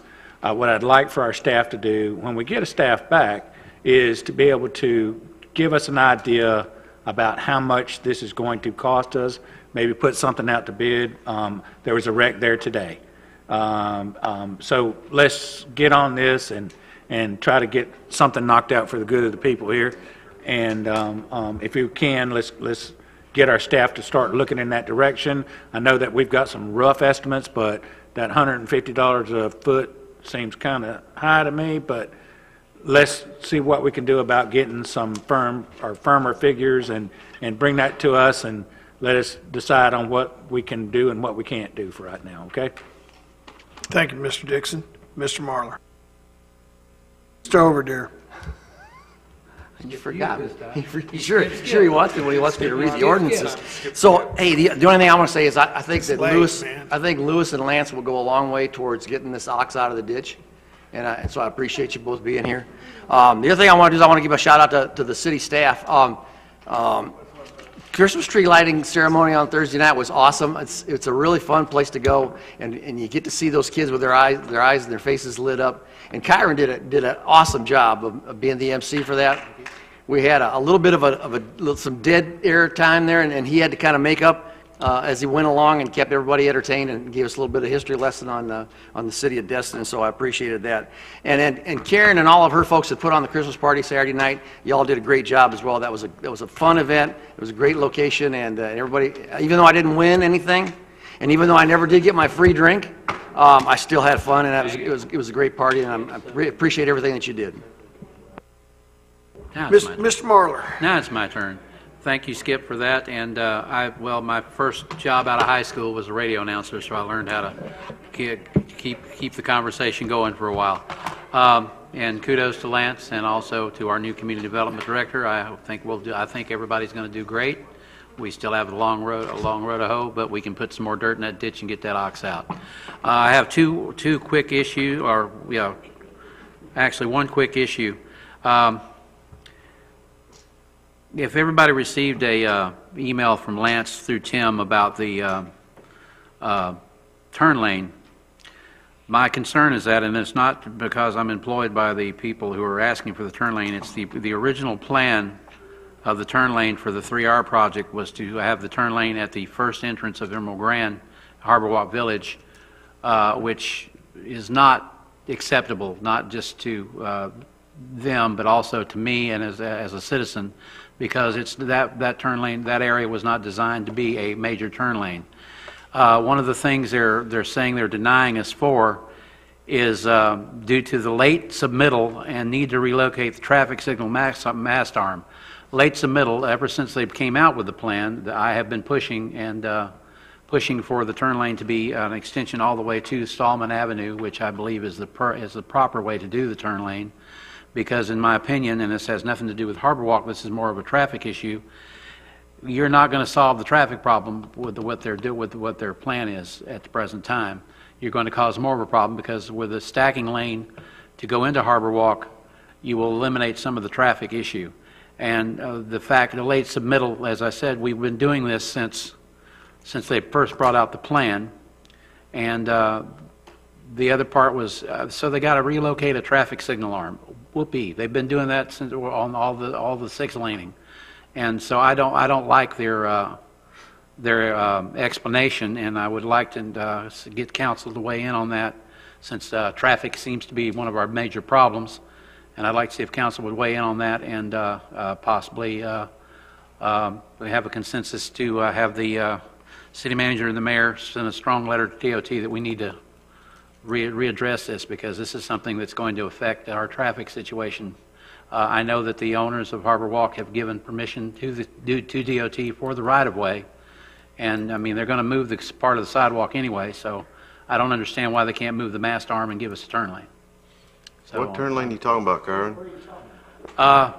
From the foot of the bridge, the 3R project, which is supposed to start next month, at the foot of the bridge, in previous meetings with DOT that they've had public meetings, they proposed putting the turn lane right at the foot of the bridge where Harbor Walk Village has an entrance into the Emerald Grand, where there's already a place. But when the Emerald Grand was permitted, DOT didn't allow them to put a turn lane there, and that area is not designed either in the private parking lot or the way the road is designed for a turn lane there. Mr. Boss and Mr. Guidry, who are the owners of the property, worked with DOT and agreed with DOT to give them the right-of-way to put us a right-hand turn lane that would go all the way, that would be a stacking lane and go all the way to Stallman where the light is. They're denying that request to make that turn lane and continue with the turn lane they proposed at the foot of the bridge, which is going to cause more of a traffic problem than we already have now. Why are they denying it? Traffic engineers, though. We're not traffic engineers. No, we're not traffic engineers, but the point is that we're not solving the problem. Yeah, but how do you know? The entrance to Harbor, at the current entrance where they proposed the turn lane, is not designed for heavy traffic. It was never designed for heavy traffic. It that way. Y'all keep that entrance shut down all summer long anyway. That was designed. That was put into place by DOT. They were the ones that requested that to be that way back when the Emerald Grand was built. We should get involved in that at all. We're not getting involved in Harbor Walk. This is not about Harbor Walk. This is about traffic in Destin. That turn lane, we don't have a turn lane there now. And everybody in this room and everybody on this council has complained about the traffic going into Harbor Walk. This is a way to solve some of the traffic problem coming through Harbor Walk, besides the 3 pedestrian activated signals that we already installed there too. So I'm not here representing Harbor Walk. I'm here representing the city of Destin as a concerned citizen that we're causing more of a traffic problem. Why did they deny it? Do you know? They said they didn't put a submittal in, and they have to move the stoplight mast. I don't think you can get involved in that. We're going to be. We are should. involved. We are involved because it's our traffic. It's not. Yeah, but DOT is still part of what we are. You know. Kyron, what I recommend is you bring a aerial view, a drawing, so we have folks, all that the DOT. so folks can understand. The denial was based on 2 things. The submittal was late for Which whatever was wrong. reason, and they have to move a traffic arm. To move a traffic arm costs about $300,000. So I can see why they're pushing back on that a little bit. I'm just wondering why the change, because Peter Boss stood in this room himself and said that they was not going to allow them to put a turn lane in there. They weren't going to take his property in that sidewalk and put a turn lane in. That was redetermined at a later date after I was told by a DOT representative that they had agreed to give the property. I'm basing this on what I was told by a DOT representative a while back, and also the meetings that we had after that. I mean, it doesn't matter to me as far as whether or not Harbor Walk is the beneficiary it is. I just believe in that we're going to have a worse traffic problem than we already have. Okay. what we'll do is talk with Lance, we'll get that on the agenda, and we can, we're not going to litigate anything like that I would like to tonight have a anyways. DOT rep here. to Okay, Explain. well, work with Lance on that, and we can have drawings and pictures and arrows with a paragraph on the back. So we know what we're dealing with. Mr. Destin? Thanks, Mayor. Mr. Lewis, excited to have you. I only had one question, and it's kind of silly. Why don't we decorate 98 with Christmas decorations any longer? Is it a pole issue, Gulf Power issue? What happened?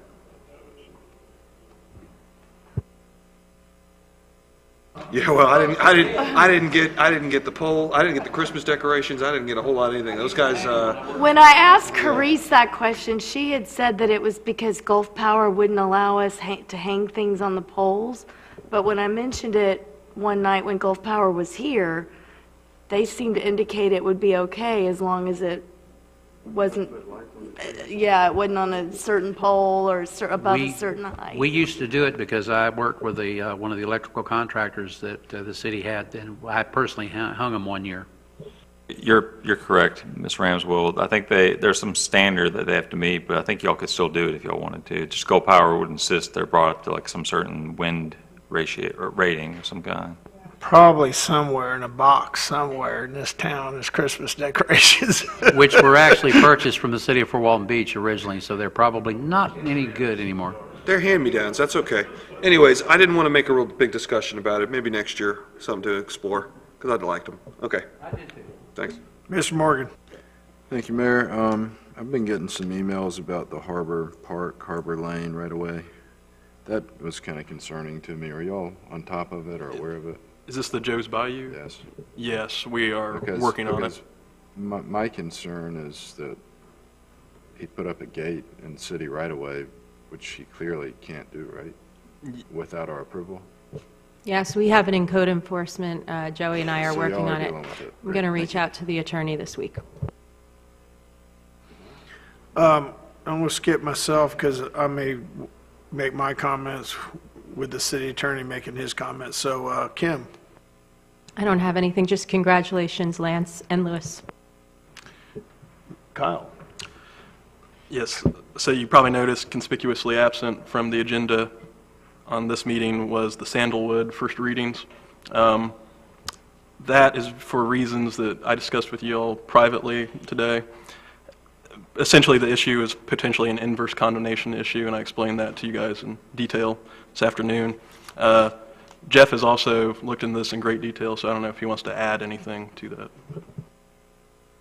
that. Just a 30-second summary. We were never actually asked to look into really anything associated with the Crosstown Connector until recently when the contracts were provided to us. And the more questions we asked, for every one question that was answered, I had 3 more questions. And ultimately, I was provided the whole kind of scope of the project.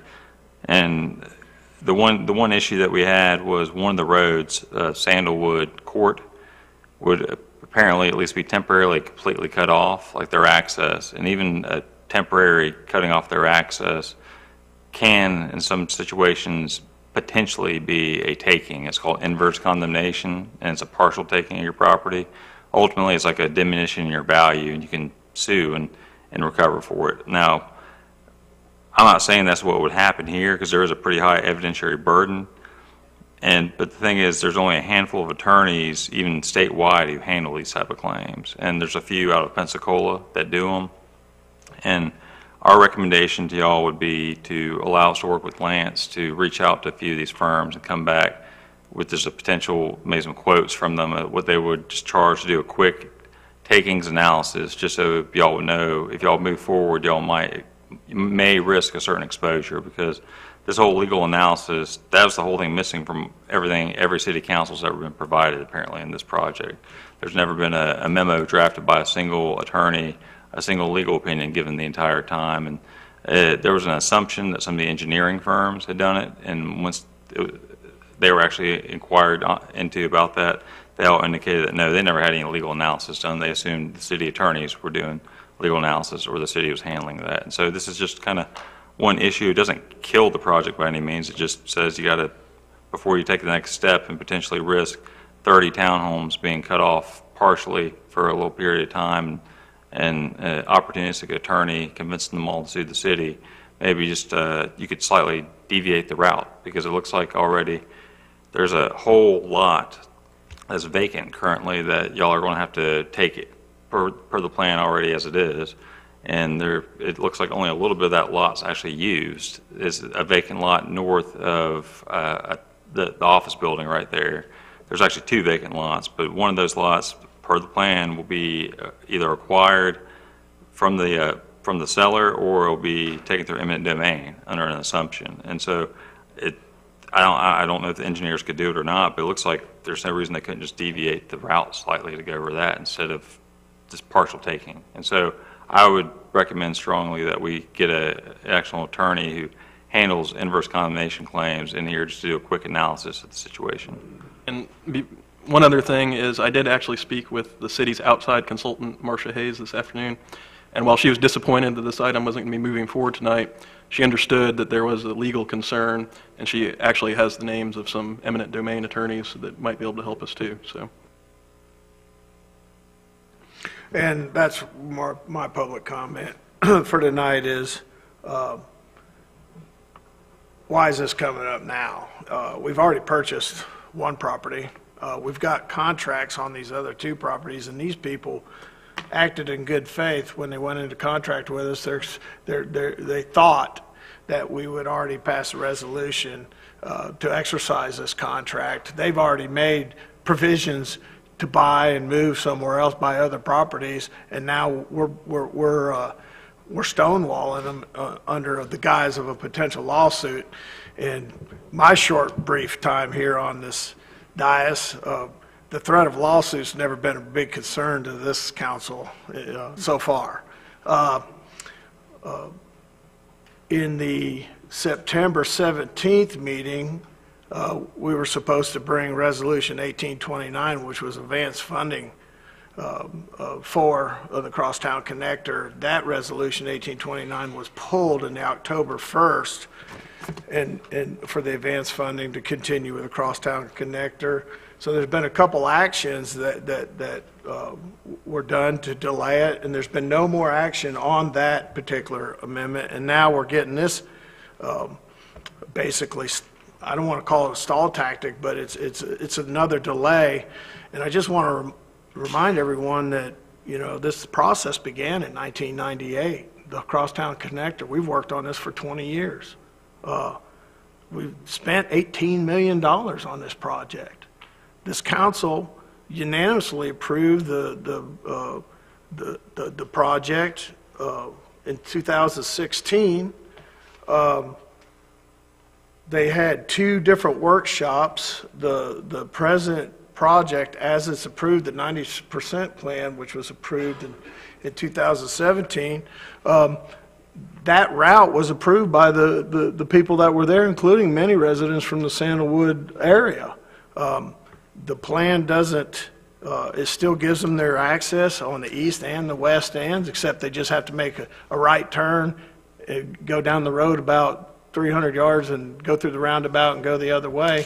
So the threat of a lawsuit based on that, you already said, is very, very difficult to go through that process and expense, which would deter some of those condo owners maybe to even be involved in one. But you know, we got these contracts sitting here, and these people are, you know, they acted in good faith with the city, and you know, this has all been on the table, very transparent for a long, long time, and I think we need to move forward at this next council meeting and have this first reading, and so we can go ahead and execute at least these 2 purchases of these properties, and some of these issues you're bringing up about potential lawsuits we could deal at a later time. We've already invested and bought 1 property, and we got the money for these 2, and I think trying to stretch this out and take it into January, February, is really unfair to the people that we've entered into these contracts with. A correction, Mayor. There's no contracts that have been entered into yet. Y'all would actually have to vote to approve of those for them to actually be binding contracts. But kind of backing up, the first contract, I was actually asked to review that earlier this year, and then when I started asking questions, I was quickly told they didn't need me to review the contract anymore. And so I put a caveat on the actual contract that ended up being signed. If you go back and look, it's like a paragraph-long caveat saying, I did not legally review this, essentially. And so I had some concerns back then, and that was not even a takings issue at the time. It was the fact that the purchase and sale agreement was just horribly bad. And so that's initially why we decided, or convinced y'all to allow us to table this a couple months ago. We went back, I revised an addendum that essentially copies the FAR bar contract, 80% of that. If y'all know what that is, that's the standard sales contract. But there was no boilerplate in the original agreements. And so, but simultaneously with that, staff started sending a lot of the documentation finally on the crosstown connector to us because we just had questions, and the more and more we looked into it, we had more questions every time, and ultimately started asking the question, has an attorney looked at this ever the whole time? And I checked with Scott Shirley. The answer is no. He was never asked to look into it either. And so I know it seems like the issue's being sprung, but the fact is it's just because it's finally been discovered recently over the last few months. And really starting in September is when we first had some red flags. And I had red flags earlier this year, and that's why I was asked to basically butt out at the time. Why did the city staff ask our attorney not to review the contract? That's speculation. I don't know. And maybe we shouldn't speculate, but that's a red flag to me. I understand the mayor's point on these people we have uprooted a lot of people on Sandalwood's lives, and that's where this issue gets really. Well, then to address my concerns then, and at your already recommendation, then I think if we're going to get this reviewed by professionals, that's outside the realm of your firm's expertise, because you said it's a specialized field, I recommend that today's Monday, tomorrow is Tuesday, and on Tuesday that our new city manager needs to get a firm to come and take a look at this issue, and so we can resolve it in a timely manner and try to get these ordinance, before the council. We've been thinking of some firms actually already, Mayor. We haven't waited. We've kind of just thinking of who does this in the northern part of Florida that would come over and be able to do it pretty quickly. And so we hopefully will have someone that's agreed to do it by the next meeting, or if Lance would rather bring a few names back to y'all, however he wants to approach it, obviously. But we're putting together a list as it is, and we're going to reach out and talk to them. We won't wait to at least talk to them. Yeah, I just want to see the commitment by this council and by our staff and by our city attorneys to press on with this project. I mean, we spent millions and millions of dollars, virtually 2 decades. We're this close to finishing the connector as it's the 90% plan has been approved. But now, if I might be speaking out of turn here, if the council doesn't like the crosstown connector and they don't want to kill it, let's not do it by 1,000 cuts. Let's just come right out there and say, hey, we don't want to do the crosstown connector, and let everybody wear that at the next election. But I just, in the interest of the people that are that are waiting for these sales to take place, and the uncertainty, the rest of the people that have properties that need to be acquired to finish connector, I just want to see the show get on the road. We've hired new people, new staff members, new code enforcement people. I think there's an era around here that we're actually going to fix things and get things done. Well, this is one of them that's important to me. So, that's why I waited to hear from Kyle and to hear from you on this issue. The sooner the better that we get it done, so we can get this process moving forward. Hey, Mayor. I think Lance, would you prefer we get a motion to? Rodney, I can give a motion if it. I was just going to add that I think we all admitted here recently that we got a crosstown connector that's leading nowhere, that it's going to the bridge, and nobody has any idea how to fix that problem. And I just think we're just spending. Well, I beg to differ, because that crosstown connector, that might be a connector to nowhere if you're out in Walton County and you want to go to Fort Walton Beach.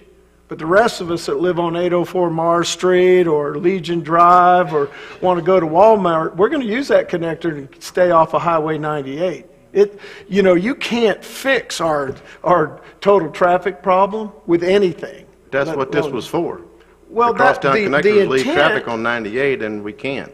I think it was for local traffic. Locals use it not, now. Not pass-through traffic was the intent of our councils for 20 years. It was not, Now, Mayor. I'm okay with that, Rodney, if that's what you want to do is kill But that's it. what, But no, let's kill I don't it. want to kick it. I'm just saying, we're throwing good money after bad. It was always to relieve traffic on 98.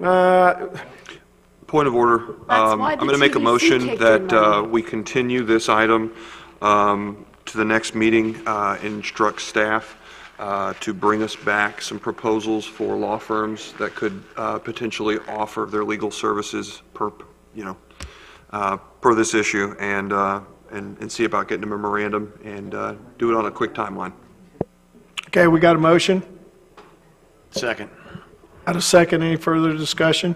Yeah, before we vote, I would like to, and I'm going to support this, but Mayor, you made some points about the timeline of this vote, and I do have some reservations as well, but I did commit to the 90% plans, and I'm not sure I'm ready to decommit to them without digging at least a little bit, but I would like to know before we spend money on an eminent domain attorney, is this council even committed to continuing this project?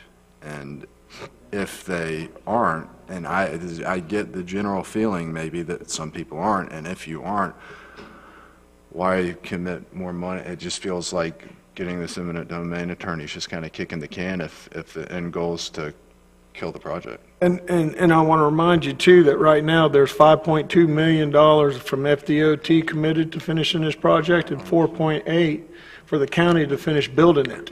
It's not even costing the city a dime, and it's going to keep, I heard a comment at one of the council meetings about it's just people through residential neighborhoods. If you look at the road map right now, all the people that are coming down Legion Drive off of Airport Road are driving right down Legion Drive that has residential homes on both sides, down Beach Drive, and then some make it to the Azalea, and when it really gets crowded, they go down Main Street, cut across Kelly, down through Cyber, Calhoun, and all the other places. So that's a mute argument. It's hard to get out of my driveway on Kelly, trust me. But anyways, your point's well taken. Yeah, but I would like the people who oppose it, and honestly, I do question the merits of this project, as I don't think Legion Drive is a backed up road, and since at the end of Legion and, well, the Crosstown Connector and Benning, there is no more roundabout.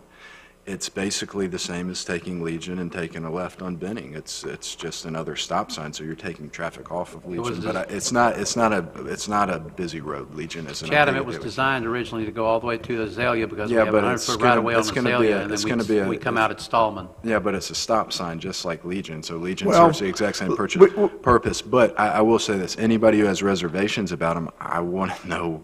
I would like to know why. Well, we have a motion. I feel like I'm in the dark. I'm with you, Mr. Morgan.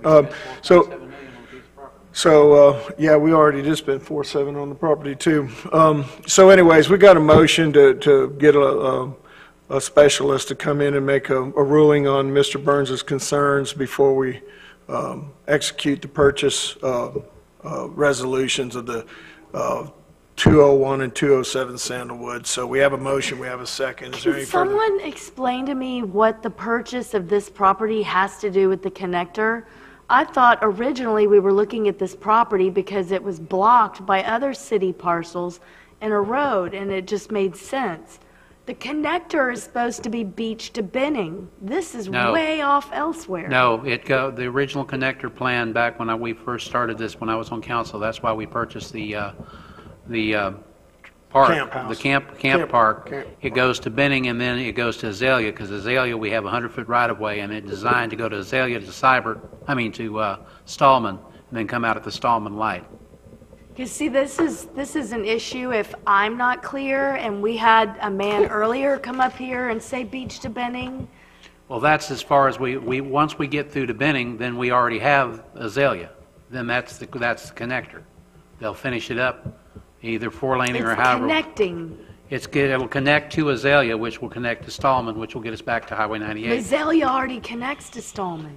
Exactly, but you don't have a connection from Airport Road You have the connection at Airport Road, Legion, then you go to Beach, then you go through the park that we purchased for $4.7 million. It connects to Benning, which then connects to Azalea. That's your crosstown connector. That goes all the way from, actually all the way from Regatta Commons, all the way to the bridge. You can go on the city website and Google, put crosstown connector in it.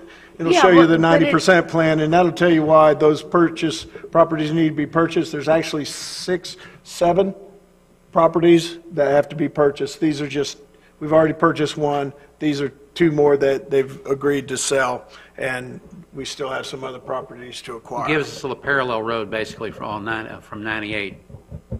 Council. Which we already have. No, but but it it was did end, going and it has- across Beach to Benning. Correct, and then from That's Benning the it connects connector. to Azalea. I call the question. Yeah, we've clearly got to bring this Council, up. Council, I have all the plans. They were sent to me a couple months ago. There's a lot, I'm going to forward them all to all of y'all, so if y'all are going to start receiving some emails tonight, but there's links that y'all can follow. There's thousands of pages of documents you can look at on this. Oh, how fun. I push the button, folks. Vote.